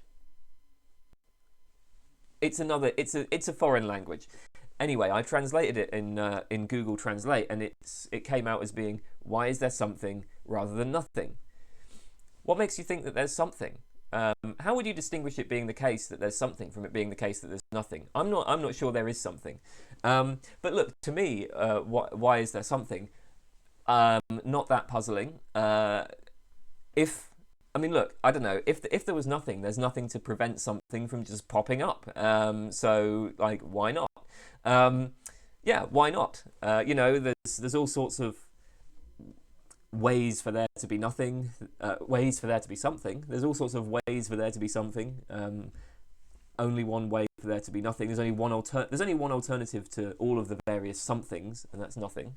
Of course, I suppose this depends on how we carve up the somethings. But at worst, it's just 50-50, right? Even worst case scenario is something, nothing. So, like, why not something? Why would nothing be the sort of privileged state? I don't have an account of where the universe came from or anything like that. But I don't myself find this to be that much. It doesn't puzzle me. I mean, it's like I think about it, okay, and it seems like my reaction. I think my initial reaction is, well, why not? Like, why shouldn't there be something? So that's what I think about that. Richard Sear, since we can't justify the use of logic with logic, since it would be circular, it seems like we can't know anything for absolute certain, but it also seems like we can be absolutely certain that consciousness exists, our own, even though we can't justify it logically. What's the right way to think about this conundrum? I don't see why it would necessarily be circular to justify logic with logic. I think we have to be kind of careful about claims of circularity here, because what is it for an argument to be circular? I mean, generally speaking, philosophers distinguish between what they call premise circularity and rule circularity. So in the case of a premise circular argument will assert as its premises what it's asserting in the conclusion. Now, justifying logic with the use of logic isn't necessarily going to be premise circular. Rule circularity, the argument will sort of conclude that a rule is reliable or justified or whatever, but then itself use that rule. Now, there's a lot of debate about whether rule circularity is even a problem. Some philosophers think that it's fine, right? But in this particular case, when we talk about justifying the use of logic with logic, that's not going to be rule circular, because logic isn't a rule. I mean, logic is a collection of rules, right? You can frame it as a whole collection of like inference rules, but like logic in general, that's not a rule. So it's not obvious that the argument would be rule circular. So I think it's worth maybe thinking about, like, well, what kind of circularity is at issue here, and is it actually a problematic kind of circularity? If you come at like justification from a coherentist point of view, for instance, circularity isn't necessarily vicious. So yeah, that's one point about that. Now, also, I would say, you say it seems like we can be absolutely certain that consciousness exists. I'm not absolutely certain that consciousness exists. Some intelligent people have denied that consciousness exists, and I think I could be mistaken about the existence of consciousness. I think I'm basically a kind of global fallibilist. I don't think I'm certain about anything, at least not if certainty is being used in the strong sense, where it's like we assign 100% subjective probability to this proposition.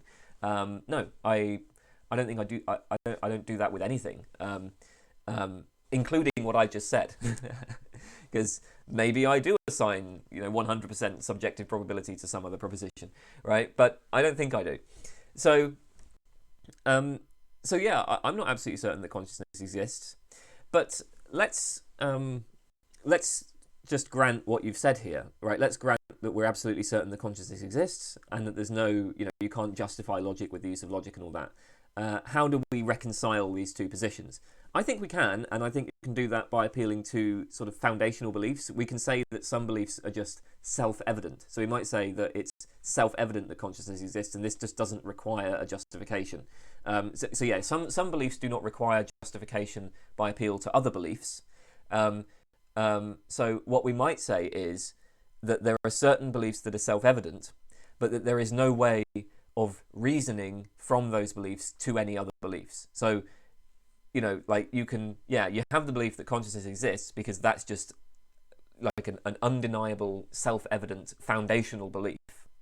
But it turns out that, we can't justify logic, we can't justify induction, etc. So there's no way to reason from these foundational beliefs to any other belief.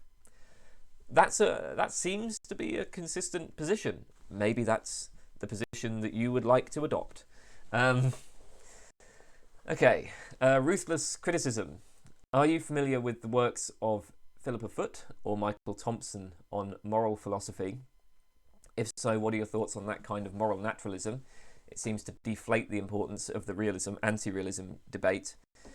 Also, are you familiar with the works of Alice Crary and Cora Diamond on moral philosophy? I'm not familiar with Alice Crary and Cora Diamond. I may have read something by Cora Diamond. I mean, I certainly recognise the name, but I don't remember. As for the kind of neo-Aristotelian naturalist stuff, I'm actually doing a video on that. I think that will probably be my next video on metaethics. I'm not sure why it deflates the importance of the realism-anti-realism debate. That's not the impression that I've got from it. But, maybe I'm missing something there. I'm not entirely sure what you have in mind. I mean, I would class this as just a kind of realism. But, again, maybe I'm missing something. My thoughts on it at the moment is I think I hate it. I think it's the worst of all worlds. So when it comes to moral naturalism in general, right, the general problem that I have with moral naturalist views, so this isn't a problem specifically for the kind of neo-Aristotelian naturalists. I'm just saying, a general issue for moral naturalism is that I worry that it always ends up feeling kind of trivial. It feels like it's just sort of playing with words, like redefining moral terms and then missing what's actually important about them. But what's good about moral naturalists is that I generally think, they've got a very reasonable sort of, metaphysics and ontology. The claims they make about what's contained in the world, what the world is actually like, I can get on board with that stuff. Well, maybe not, but I don't really have a problem with it. Now, in the case of neo-Aristotelian naturalism, it kind of combines the triviality with just a bullshit metaphysics. So, Yeah, it's just like taking the worst of all worlds. I think that the sort of teleological conception of human beings and biology in general is complete nonsense. I don't think it's even close to being supported by contemporary biology. I have a video I did on functions in biology. When it comes to sort of functional attributions, I generally frame those in terms of causal role functions. And I'm actually, in a sense, skeptical even of that, because, you know, I tend to take a Humean line on causality. But I think that I tend to view modern biology as essentially eliminating teleology, not reducing it. I know that that's a pretty controversial position. I think actually it's probably the minority position at this point, but that's my position. Yeah, I mean, even granting the claims that they want to make about teleology and so on, I just don't see where we're getting, you know, the sort of normativity or like the claims about, you know, goodness and normativity from. I would think that judgments of what's good and bad and so on are still going to be stance dependent, even if I were to agree with their like factual claims. I mean, I think I could just say it's good for something to fail to perform its function or to fail to realize its telos. I don't see why that would be a mistake. So, you know, like an oak tree, right? I get. So this is what I suppose the sort of, you know, neo-Aristotelian would want to say is something like, you know, an oak tree ought to have sturdy roots. A good oak tree is a tree that has sturdy roots. A wolf, you know, in some like ought to engage in coordinated hunting. A good wolf is one that engages in coordinated hunting. Why? Well, I mean, I'm never sure where these normative evaluations are coming from. Like, even if we suppose that it's in some sense the telos of the oak to grow in a particular way, or, you know, the telos of a wolf to act in a particular way, I don't know why that wouldn't mean that it's good or bad, or that that's how anything ought to be. I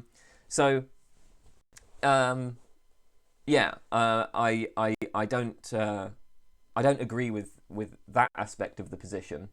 I think that, you know, so another thing is, if we are sort of defining goodness in terms of like kind membership, so in, you know, if goodness is like relative to the kind or the life form or whatever, so that, you know, the good human life is one that exemplifies features characteristic of the human life that contribute to flourishing, or, you know, however it's framed. I mean, another issue here is that I'm a constructivist about kinds. There's various different ways of drawing the lines between things, and I can't see any particular reason to, you know, privilege the species distinction over any other number of lines we might draw. I don't accept that there are natural kinds, at least certainly not in biology, and I think I would just reject natural kinds in general. So that's going to be another issue that I think I would have is rejecting natural kinds. But like even if I were to accept natural kinds, I don't see why. Maybe the way to put it is, I don't see why evaluations have to be made from like within the perspective of the kind, or like from the point of view of the, you know, the telos of the kind, right? Why can't I just sort of step back and, I mean, I think I can step back. I can step back and say, well, is this kind itself good or bad? You know, like I can recognize that like a good wolf is one that engages in coordinated hunting, but then just, or rather, I can recognize the telos is one that is, even if I were to accept that a good wolf is one that engages in coordinated hunting, I might still say, but it's bad to be a wolf, right? Maybe I'm against, I'm a sort of hardcore utilitarian or something, and I think we should eliminate wild animal suffering. So in principle, I think you could do the same with humans, right? You know, you could recognize what the telos is. You could even make evaluations from that point of view and talk about what a good human is, relative to that telos, but then just say, but that's still bad. I think that was a bit of a ramble, but hopefully that communicated something of the perspective I'm coming at this from. Also, with Michael Thompson, I think that I mean, my understanding is the main contribution he's made here is with this idea of like Aristotelian categoricals. So, what's the example? The bobcat breeds in spring, right? So, my understanding is he wants to say, and I haven't read his work, I have read like other people summarizing his work, but I haven't yet read his work yet. My understanding is he wants to say that in saying something like the bobcat breeds in spring, that itself presupposes normativity. Like the bobcat breeds in spring is in some sense a normative claim. So it's not equivalent to just the generalization, every bobcat breeds in spring, because, well, not every bobcat does. It's not even a statistical claim. It's not like most bobcats breed in spring, because they might not. In fact, in principle, none might breed in spring. Maybe we have a spring this year and none of the bobcats breed in it. That, in principle, happens. Still, the bobcat breeds in spring. And any that fail to breed in spring are thereby defective. So we understand the individual organism with reference to its, its life form. So I think that's deeply confused. I think that he's maybe right about how we use those statements. I mean, I think he's right that very often when somebody says something like the bobcat breeds in spring, that's not intended as any kind of generalization about actual bobcats. I think that just tells us something about our concepts. It tells us about our need to idealize and simplify. So what's really going on here is that we have like our concept of a bobcat. It's like we have a kind of prototype concept bobcat, and that breeds in spring, right? But obviously actual bobcats can diverge from that in all sorts of ways. Again, this is just a product of our need to idealize and simplify. I don't think there's any sense in which there are like normative facts built into this. Yeah, I mean, hopefully that answers that question. I hope that was clear. I feel like that was maybe a bit rambly, but well, like I said, I am doing a video on that, so I suppose maybe I'll express those sorts of problems more clearly when I get around to that. Can philosophical reflection ever blend into our real practical lives in a way that matters? Can it transform the way you look at things, how you act, how you relate to other people, how you socialize with others, and so on? Or does it remain as a passive activity siloed away from other aspects of your life? Can you give a concrete example of when it has transformed your life?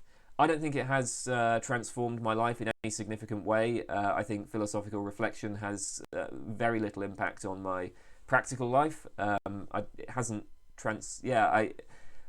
I mean, I think it is, as you say, a passive activity siloed away from all the other aspects. I'm highly, I think my life is highly compartmentalized. When I do philosophy, I'm just doing philosophy. When I'm doing other stuff, I'm just enjoying that other stuff, and I'm not really thinking about philosophy. Maybe, there are cases where, I might have been able to use, for instance, skepticism to reduce anxiety. So, if I'm feeling like a bit uncomfortable in a social situation, for instance, which I often do, I'm very introverted. Maybe it can help with that, to sort of think through arguments for external world skepticism, and then it becomes not a social situation. It just becomes like, well, I'm just going to assume that this is like a dream or something. And if I really work through those arguments, I can kind of convince myself that, none of these other people even exist. So it's not a big deal. It's just like, this is just like, playing a game, right? Or dreaming or something. It's not something I really need to worry about. So in that respect, philosophy might have been useful, but the vast majority of the philosophical problems that I think about remain they're just philosophical. They don't have any other impact on my life. Okay, third question. We're not simply thinking machines that produce true beliefs. Our lives have a cognitive dimension, an affective dimension, a practical dimension. Why then does philosophy exclusively focus on the cognitive dimension? To truly understand something like love or knowledge, shouldn't we explore its affective and practical dimensions as well? And then you ask, like, shouldn't philosophy departments start producing poetry, film, etc., in order to understand the practical aspects? I'm sorry, I'm not reading out the whole thing, but you know the question. It's your question. Yeah, I think I just see. I mean, if philosophy departments want to do that, they can. But to me, it just seems like a different activity. It's not an activity I'm particularly interested in doing. You know, I'm trained to write articles in a very specific kind of way. That's my skill. That's what I like doing. I suck at poetry and music and all that stuff. So I don't know. I mean, to me, it wouldn't be a good thing if philosophy departments changed in the way that you're suggesting. I want philosophy departments to continue to focus on the kind of work that I like. I mean, well, at least that's the case if I end up having a career in philosophy. If I don't, then it doesn't really matter. Yeah, you know, I mean, look, I guess all disciplines seem to have become highly specialised. Maybe that's a bad thing, but that's the way it is. I don't know, the idea of like changing, of having philosophy departments start producing art and, you know, film and music, yeah, it would be it just seems like a different thing, you know. And I'm not sure I really like the idea of this, actually, because it seems like what you would end up with is, you know, we would have artists, essentially, but artists who are kind of all united, who are sort of framing it in a sort of moralistic way. Like, well, I'm making this art in order to, you know, help people live good lives, or in order to, like, promote the good life, promote the good society. Ugh, God, that's a horrible idea. No, I don't like this at all. Yeah, no, now that I'm starting to think about this idea sucks. I don't want art. Like, that's, okay, artists can do what they want, right? But this is not a kind of art that I think I would be interested in following. So, yeah, that's my reaction to that. Ryan Hauger, how do you feel about Harry Frankfurt's argument against the principle of alternative possibilities? Well, I haven't really looked into it. I mean, I know about Frankfurt cases, and I mean, honestly, my reaction to them was basically, yep, that seems right to me. But I'm strongly inclined to compatibilism anyway, for some reason. You know, when I read about compatibilism, my reaction was just, yep, that all checks out. That seems completely reasonable, and none of the arguments against it really moved me. You know, but it's also not something I care about that much. So like, free will has never been one of my main interests, right? So I guess I just had compatibilist intuitions or something. So obviously, you know, Frankfurt cases were nicely in line with that. I mean, so look, one thing I would... So there's a couple of things I could say here, right? What these cases hang on is assessments of, like, whether or not somebody could have done otherwise. Now, when we assess whether or not someone could have done otherwise, well, what it means to say that somebody could have done otherwise, I think, is highly context dependent. There are lots of philosophical problems with counterfactual claims. I tend to take a sort of pragmatic line on them. Now, in Frankfurt cases, I think what happens is it's very tempting to like, assess the case by bracketing the intervener, right? So in the case of, like, okay, Verity, you know, has this chip in her brain. She's going out to the voting booth. She intends to vote Conservative.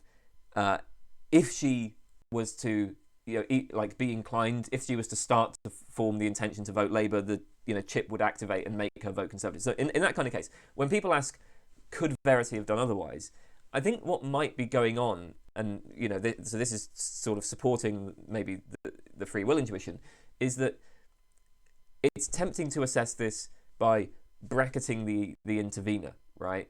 So we normally assess what people can and can't do by just considering, like, their capacities, by viewing them as a sort of just single entity and not considering the rest of the environment. or at least not thinking, not considering specific aspects of the environment. So if you think of like the capacity to vote Labour as grounded in like dispositional facts about just features of the brain considered in itself, then you're going to get the result that actually Verity could have done otherwise.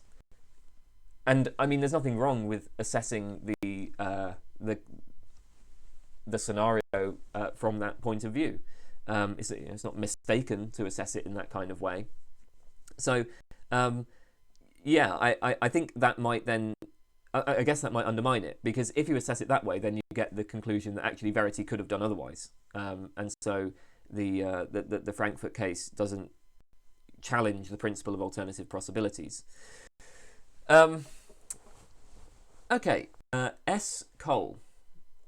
Does a belief in mathematical objectivity entail a commitment to Platonism / the existence of abstract mathematical objects?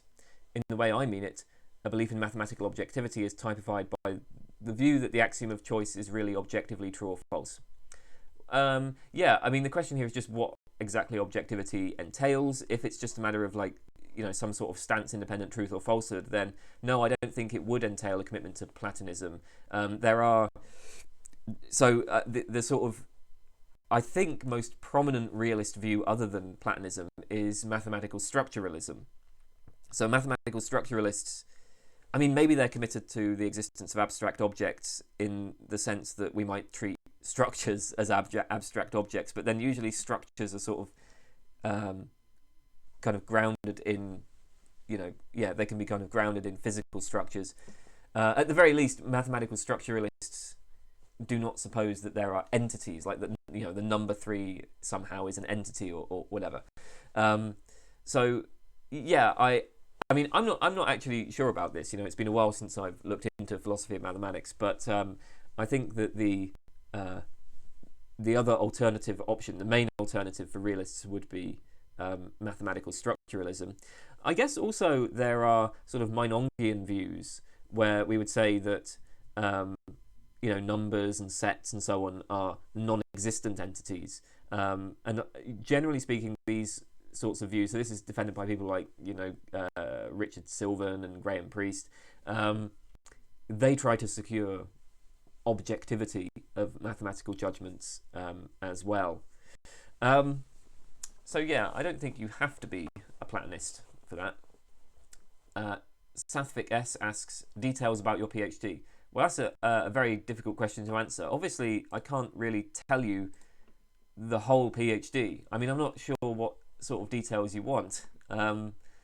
So yeah, I don't know what to do with that, to be honest. I have already expressed some of the ideas in my PhD in other videos. I did the classification and kinds video, the anti-realist view on classification and kinds. That stuff came from my PhD. I got a video on, I think it's called Observation, Realism and the Extended Mind. That was taken from my PhD. There's a video on the language of nature, which I didn't really present my own arguments there, but again, that was based on my PhD work. So I guess I already have given details of my PhD, and you can look at those videos, I guess, if you want more information about that. SDB. If there is a miracle which is confirmed and doesn't seem can be explained naturalistically, would that confirm God's existence? Depends on what you mean by confirm. I mean, so one way we might use the term is like it confirms it in the sense that it raises the probability of God's existence. I mean, maybe I can imagine if. So I mean, it depends on, of course, what we mean by miracle. But like, I'm just like, let's just use it in the colloquial sense. Like, I don't know, somebody claims to be the Son of God, and then and then they die, and then they like literally get raised from the dead. And they're certainly dead, right? Like, let's just imagine that, the body is literally rotting and decaying, and then we see it, like we see the parts of the body move back together and reconstitute itself, and they just come back to life. And they claim, that God did this or something. So would that confirm the existence of God in the sense of raise the probability. I mean, it would certainly raise my subjective probability that God exists. Would it confirm it in the sense of like giving me conclusive evidence, persuading me that God exists? No, I would not find that convincing. And the reason is because it seems to me that any piece of evidence that you provide is evidence that could have been produced by merely by just any very powerful being. So it's like, okay, what could happen? What could possibly happen that would allow us to distinguish the actions of a very powerful being from God? So why shouldn't this just be aliens who happen to have remarkable technological power that outstrips what we can even conceive of? How would we distinguish that from God? I don't think. I mean, I can't think of a way to do that. It seems that anything that happens to me could just be explained in this other way. So I don't think it would be conclusive. So yeah, that's what I think. Oh, and also, I mean, I could also just assume that I've gone crazy or something. Like I could assume that, well, maybe I'm maybe somehow like my brain has been taken out my head and I've been put in a vat, right? And so everything I'm seeing is just a hallucination, right? That's another way to explain that scenario. So even if there wasn't a scientific account, like a scientific model of how this person was reconstituted and brought back from the dead, I wouldn't be convinced that God exists from that. Seb M. As a scientific anti-realist, how do you respond to the no miracles argument? Well, I have a video on this. It's called Why I'm Not a Scientific Anti-Realist. Oh, sorry, no. Why I'm Not a Scientific Realist. I am a scientific anti-realist. So to me, I think the most powerful consideration is probably just that there are countless false but successful theories and models. And I mean, this is obviously a consideration that anti-realists have, they've sort of drawn on this for a long time. I think this is what sort of motivates arguments like the pessimistic induction that, look to the history of science. I don't find the pessimistic induction very convincing. I think actually what's more convincing here is just that we can find countless idealized models in contemporary science. We don't even have to look at scientific theories of the past. There's plenty of cases of falsehoods in models that still lead to where the falsehoods seem to play actually an essential role in producing these models' success. So I think that raises some serious problems for that argument. In my scientific realism series, I think it's called Idealization. There's a video on that, and I go through various realist responses, and I don't find any of them convincing. So yeah, I think that that's one point. The other point is just, like, even putting this aside, so there are going to be other ways of explaining the success of science, and I don't think the realist explanation is particularly good, right? So this is what the no miracles argument is trying to do. Is the no miracles argument says, right, like, we have this surprising phenomenon, the remarkable success of science, and the best explanation for that phenomenon is that our best theories are approximately true. I don't think that's a very good explanation. I think there are other explanations. It seems to me that empirical adequacy, or at least approximate empirical adequacy, explains correct predictions just as well as truth does. So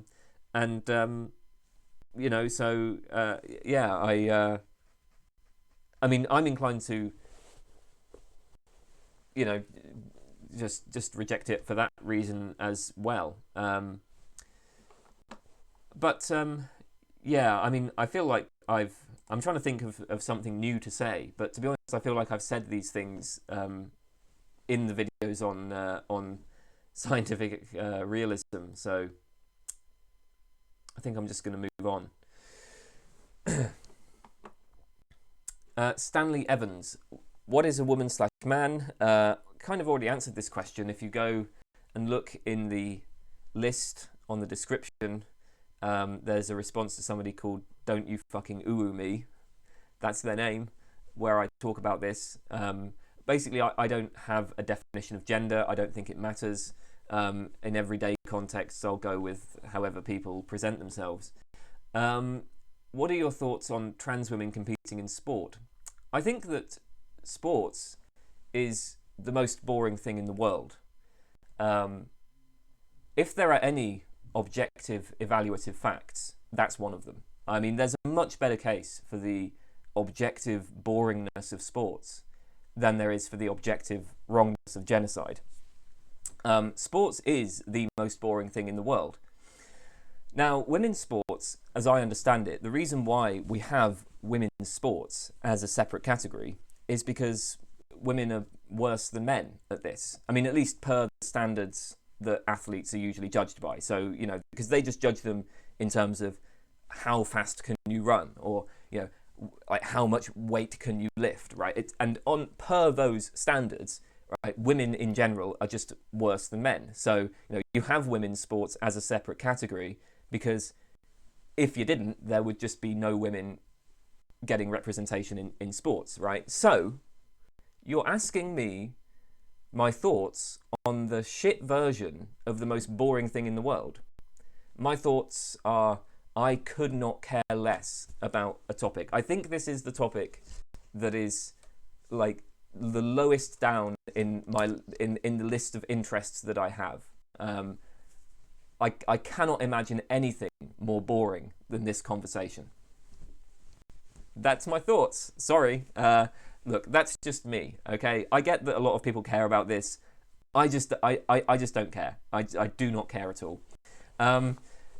Also, on a very different note, what are your thoughts on the morality of bestiality? Your basic principle you begin your incest video with, along with your attitude to animal suffering, may imply it is permissible. Is it?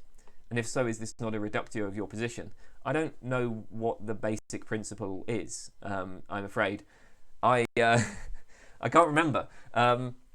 You know, I made that video ages ago, so yeah, I don't remember the details there. But yeah, I don't think there's anything morally wrong with bestiality. I don't see that as a reductio of my position. That seems exactly right. That's the conclusion that's in line with my intuitions. I don't think there's any good argument against bestiality in general, even from an animal rights point of view. I mean, of course, there are some like sexual actions that would harm animals, but actually many of them wouldn't. Like if somebody wanted to, I don't know, slather dog food on their genitals and let the dog lick it off. I mean, like, so what? I don't know why the hell would I care about that? I mean, I think that's pretty gross, but you know, it's not something I want to do. But I don't see why it would bother me if other people want to do it.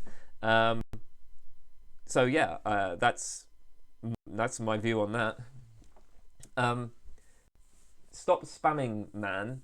How would you suggest I begin studying philosophy and logic as a complete beginner? For context, I don't have the equivalent of a GCSE and haven't read any books on philosophy, logic, or grammar. Are there any resources, books, etc. that you would recommend? This is a very hard question to answer. You know, my intro to philosophy was just through textbooks, and so I mean, you know, it depends on like what your like my introduction to philosophy was kind of formal. It was through like doing the courses, right? So I don't really have a good sense of what the like good introductions are for lay people, because I mean I just never read them, because I started doing philosophy by doing a course in it. I mean I believe that Simon Blackburn's book Think is generally considered a good introduction that's fairly widely accessible. So maybe you could look into that. I mean, but it also depends on like how deep you want to get into this, because you know, if you really want to start like studying philosophy, then actually picking up textbooks would be the place to start. I mean, you know, there are, so here in the UK, A-level textbooks on philosophy, right? And you know, they're pitched at a level that is essentially for the complete beginner, because we don't have philosophy courses prior to A-level, right? So that might be the thing to do, right? Pick up an A-level textbook and read through it. Of course, that won't be the most entertaining introduction, but that will allow you to get a grip on what the theories are. It might be worth asking in some other places. If you go to Reddit's Ask Philosophy subreddit, there's lots of people there, and they usually have good responses to these sorts of questions, I think. So maybe you could ask the people there. TT, do you like olives? No. Tactical shooting. What are your views on an egoist society as an existential state versus egoism as a socio-political pathway towards the society one advocates? For example, post-left egoist anarchism could very well turn into an anarcho-syndicalist egoist union with the correct amount of participation. The foundational definitions of permanence between the two are the same or often extremely similar. Anthropologically speaking, you would be hard-pressed to find a society in which the dominant philosophy is true of the social paradigm and the political paradigm at the same time. I don't know. I don't really have a view on this. I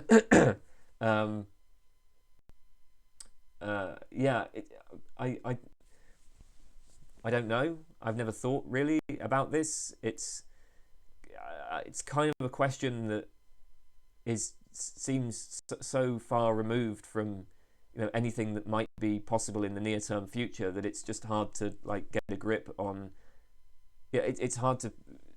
It doesn't matter to me for that reason, and it's really hard to predict. I don't know whether egoism. I mean, the thing is that it's not as though even 0.1% of the population endorses egoism, right? So if we're trying to think, okay, would egoism work as a socio-political pathway towards a particular kind of society? How am I supposed to make any predictions about that? I mean, I have no idea. I can say that the egoists that I have engaged with seem like perfectly nice people, but then I have no idea what sort of society they would end up creating, and who knows what would happen if we convinced most of the population of egoism. I mean, maybe very little would change. One of the things that I think anarchists in general tend to be right about is that the sort of beliefs that people reason their way to have very little significance on their behaviour and the sort of society you end up with. It's what actually matters is the structure of institutions. So I think I'm inclined to think that even if everybody came to be convinced of egoism, not much would change. If you could change the beliefs that people have in their heads, society would basically look the same as it does now. That's what I'm inclined to think, because I'm inclined to think that anarchists are right about how change occurs. So you have to focus on altering the structure of institutions. But then I don't really know. I mean, this is way outside my field of expertise. So, I engage with egoism because I think that it's a fascinating, it's full of fascinating ideas. That's why I like Stirner, and that's it. That's all I'm really thinking of. Yeah, okay. Well, that wasn't a very good answer, was it? But that's all I can say to that, I'm afraid. Tejas Gupta, should being correct even be an important goal, even be an important concern in philosophy, especially if it might undermine our normative ethical beliefs or goals? Well, it's important to me. I would like to maximize true beliefs and minimize false ones. That is a goal that I have. And I just take that as kind of like a sort of basic foundational value. On the other hand, it does sometimes come into conflict with other values. And, I mean, I've said before that if I was offered the choice of getting into Robert Nozick's experience machine, I would take it, right? So I'm quite happy to, live in ignorance if ignorance means bliss. It's just, to be honest, I don't think that philosophical views, even incorrect philosophical views, tend to produce bliss. I mean, maybe if I believed in an afterlife or something, I might feel happier. in fact, I'm pretty sure I would. I think I would feel happier in that situation. But obviously, it wasn't like philosophy dislodged my belief in an afterlife. I never believed in an afterlife. But I certainly don't think that it undermines normative ethical beliefs or goals. If you have particular moral views, well, you can still maintain those moral views even if you're a moral anti-realist. There are still going to be things that you care about. There's still going to be particular ways that you want society to be organised, whether you frame that in terms of objective moral values or just in terms of, well, this is what I want, right? I mean, you still want stuff. So, yeah, I don't think there's a conflict between correctness and our normative ethical beliefs and goals in this respect, at least. Are there more doors or wheels in the world? I have absolutely no idea. Yeah, I don't know. I don't even know. I'd probably. What counts as a wheel? I mean, like, does a gear count as a wheel? Because then it's probably wheels, right? I mean, because you've got wheels. I mean, if you're counting just like any circular thing that sort of moves like that as a wheel, then I would have thought it must be wheels in that case. But then I suppose you could similarly say, well, what counts as a door? So, but yeah, I don't know. Terry, where do you stand on the uniqueness versus permissivism debate in epistemology? I am an extreme permissivist because I am a voluntarist in the sense defended by Van Fraassen. So in my view, rational belief just doesn't require justification. It's fine to maintain one's beliefs and to form new beliefs, to ampliate to new beliefs without justification. So as I see it, I think that in a sense, skepticism basically wins, right? The skeptic wins the argument, at least per the traditional rules of the game. I don't think that these skeptical arguments can be overcome by showing that we have like independent justification for whatever beliefs we hold or for our methods of forming beliefs. So the way that I see this is, and this is the sort of voluntarist perspective, is, well, look, all inquiry starts somewhere, right? And it's kind of up to you where you start, but you might as well start with whatever beliefs you currently hold. Any belief can be doubted. Any time that you doubt a belief, you're going to be assuming sort of other beliefs in the background that you're sort of just holding fixed for the purposes of the inquiry. So it also seems like human beings kind of need to hold some beliefs, at least in the sense of beliefs broadly speaking. They need to represent the world as being a certain way in order to kind of act in the world, right? I need to form expectations about the future. So like when I perform an action, that's going to be on the basis of some sort of belief about what the world is like now, and then what the world will be like as a result of my action. Now, in doing all of this, we're taking a risk. There's the risk of error, and exactly how much risk I take, well, that's not something that is going to be, I can't sort of determine how much risk I take by looking at sort of rules of rational belief formation or anything like that. The amount of risk I take in forming my beliefs is up to me. It's a matter of temperament. There are no rational rules for doing that. So here's an example, and this is kind of a toy example, but hopefully it'll illustrate the point. So if I am like, let's say, a scientist, working in the early days of chemistry, I might measure the melting point of a sample of lead, and let's say I measure it to be, I don't actually off the top of my head know what the melting point of lead is. I think, is it 312 degrees or something? So anyway, let's say 312 degrees. I measure this melting point to be 312 degrees. And then I look at that and I can...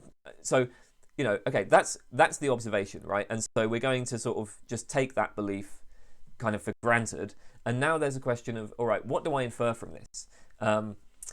There are all sorts of things I could infer, right? So I could infer, okay, all samples of lead melt at 312 degrees. Or I could infer all samples of lead in these environmental conditions melt at 312 degrees. And of course, in these environmental conditions, well, that can be filled in all sorts of different ways, right? Like, what exactly counts? We're talking about like pressure, are we talking about ambient temperature, are we talking, about like how far we are from bodies of water? I mean, so yeah, all sorts of different ways of filling in these conditions. And that will, allow me to make different inferences. Or I might infer like most samples of lead in these conditions melt at 312 degrees. Or I might just refuse to make an inference. I might, just say like I've only made one observation. I can't infer anything from that. I need to make more observations. I might think, it could be the case that what I'm calling lead is actually not a natural kind, right? Maybe there are many different types of lead, and some types of lead melt at 312 degrees, some types of lead melt at, different temperatures. Okay, so the point is, there's all kinds of conclusions I could draw. There's all kinds of inferences I could make from this. And what I would say is all of these are rationally permissible. None is required by the rules of rationality, and it's ultimately a matter of temperament. What I do. If I'm, very conservative and I'm concerned about I want to avoid making any sort of I want to avoid committing myself to false beliefs and so on. I'm, kind of timid. Then maybe I'll be skeptical and I'll insist on, getting more evidence before making an inductive leap. On the other hand, I might just be a kind of popper. I might be like a Popperian, and I'm in favour of making bold hypotheses that are subjecting themselves to severe empirical tests. So, I make the bold hypothesis that all samples of lead melt at 312 degrees. I think both of these are permissible. Of course, again, that's a toy situation. Most of us do not find ourselves in that kind of situation because, we already have a very well-established body of theory that we rely on, that we assume. So, if we were presented with a new type of material, some new compound, and we measured its melting point, well, because we're relying on this whole body of established chemistry, we would use that to make an inference about what the melting point of other samples would be. But, I think that there are still plenty of cases where we don't have such reliable theories and where we are still kind of in the dark and we just have to make sort of shots in the dark when it comes to predicting the behavior of other people. For instance, okay, we have a sort of folk psychology, we have a kind of vague theory of behavior and mental states and, how different actions will produce different types of behavior. But yeah, I mean, that's again, that's still a shot in the dark. We're not really compelled to make any particular inference there. If I'm starting to form a relationship with somebody, okay, the question is, do I take a chance on this relationship? What will this person be like? Can I be confident that they're not lying to me, etc.? Yeah, I don't think that there's going to be any sort of rational rule that tells you what to infer. So hopefully that kind of gives you a sense of my position. Extreme permissivist. What are your views on the model versus proof theoretic accounts of logical consequence? It's been a very long time since I've looked into this, and when I did look into it, I didn't really have much of a preference one way or the other. I think that where a lot of this debate arises from is from the idea that these different views of consequence are supposed to be playing explanatory roles. So like in the model theoretic approach, it would be something like where we would be explaining truth in terms of denotation in the model, and then we're explaining logical consequence in terms of truth preservation or something like that. I might have completely bungled that, but hopefully you get the point, right? These are explanatory hypotheses, and they're supposed to be explaining logical consequence. But my sort of take on this, I'm inclined to a sort of instrumentalism or maybe constructivism about logic. I don't think that there are like independent facts about logical consequence to be explained. There is no independent logical consequence relation. So as I see it, the logical principles are just those inferential principles that are most deeply embedded in our web of belief, right? That support a sort of simple, empirically adequate, non-ad hoc general picture of the world. They're the most deep aspects of that. I don't know. Maybe that's more in line with a proof theoretic account actually. But yeah, so I'm not really sure. I'm just kind of rambling here. I think the answer is I don't know. So I should stop talking about this. But yeah. Glenn 8. When you eat nachos, do you prefer salsa sauce or guacamole? I don't eat nachos. Vaclav Miller. What's the best argument for non-natural moral realism you know? There aren't actually a lot of positive arguments in the literature. It's mostly a sort of defensive position that people choose because they end up in that position through objecting to other positions. So you end up with like moral non-naturalism because it's just the last position standing. And that's, by the way, that's not just my assessment. A lot of moral non-naturalists will say the same thing.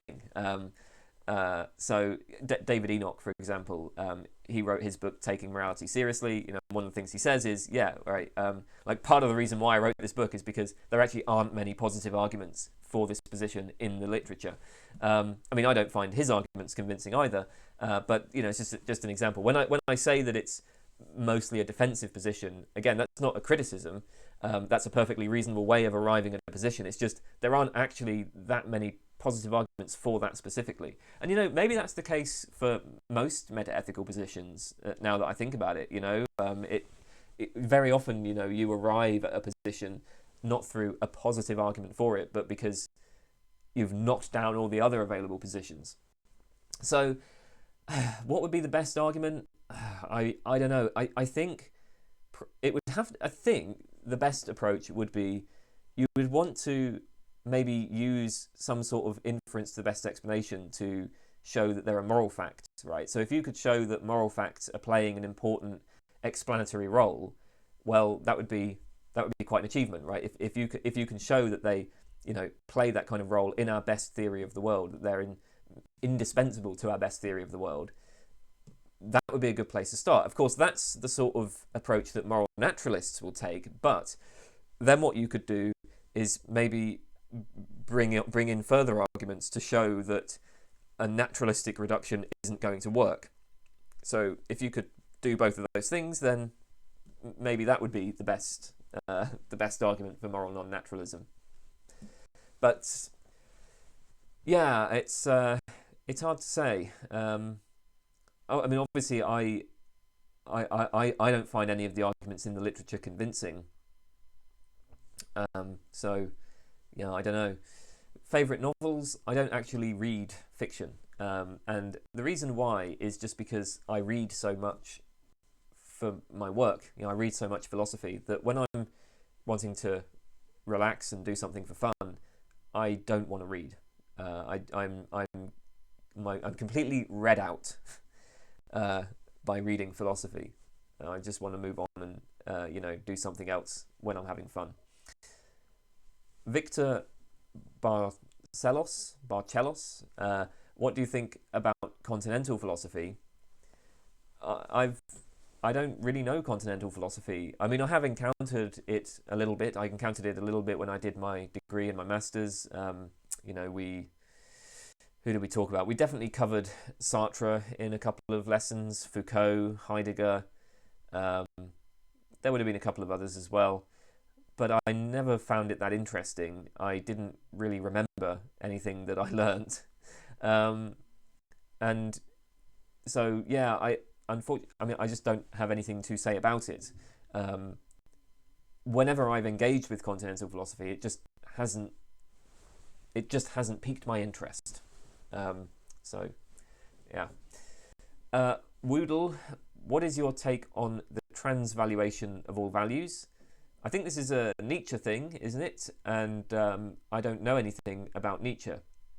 So, well, I do know a little bit about Nietzsche, but I don't have a take on this, I'm afraid. Zob Dryzestig, do you plan on making any videos about decision theory? No current plans for that. It's not an area of philosophy that I'm all that interested in, really, and well, I've got loads of other videos planned that's going to take me a long time to get through. So yeah, no current plans for decision theory. Yoretzi Yanez, are you going to make more videos surveying political ideas? I thought primitive anarchism and Stirner were punchlines before watching your videos on the topics. I'm really interested in actually understanding them. Yeah, well, you know, maybe part of the reason why I made the videos on Stirner and anarcho-primitivism is precisely this sort of reason, right? It's that they're such radical positions in some ways, and a lot of people just don't take them seriously. But there are interesting ideas there, very interesting ideas and very challenging ideas, and so, you know, that was one of the things that motivated me. I do want to make more videos looking at anarchism. I'd like to do more on that, but I don't know when I'll get around to it, if ever. I mean, there are so many other things that I want to do videos on, and political philosophy isn't really my field. In fact, I never took a course in political philosophy when I was studying philosophy. Like, all of the stuff I know about political philosophy is entirely just self-taught. You know, it's through my own reading. I didn't take a course on it, so it's something that I feel a lot less confident about, you know, making videos about it. I kind of feel like with a lot of political philosophy, it's just, I can't help but think there must be other people out there who would be better at doing this than me. Again, just because it's not a field that I've studied in depth. So, you know, yeah, I can do a couple of videos on things like, you know, anarcho-primitivism and Stirner. I mean, those aren't going to be covered in most political philosophy courses anyway, right? So actually, there might not be that many people out there who could do these sorts of introductions in the way that I can. So yeah, I haven't. I'd like to, but I don't know when I'll get around to it. Right, that's everything. Thanks, everybody.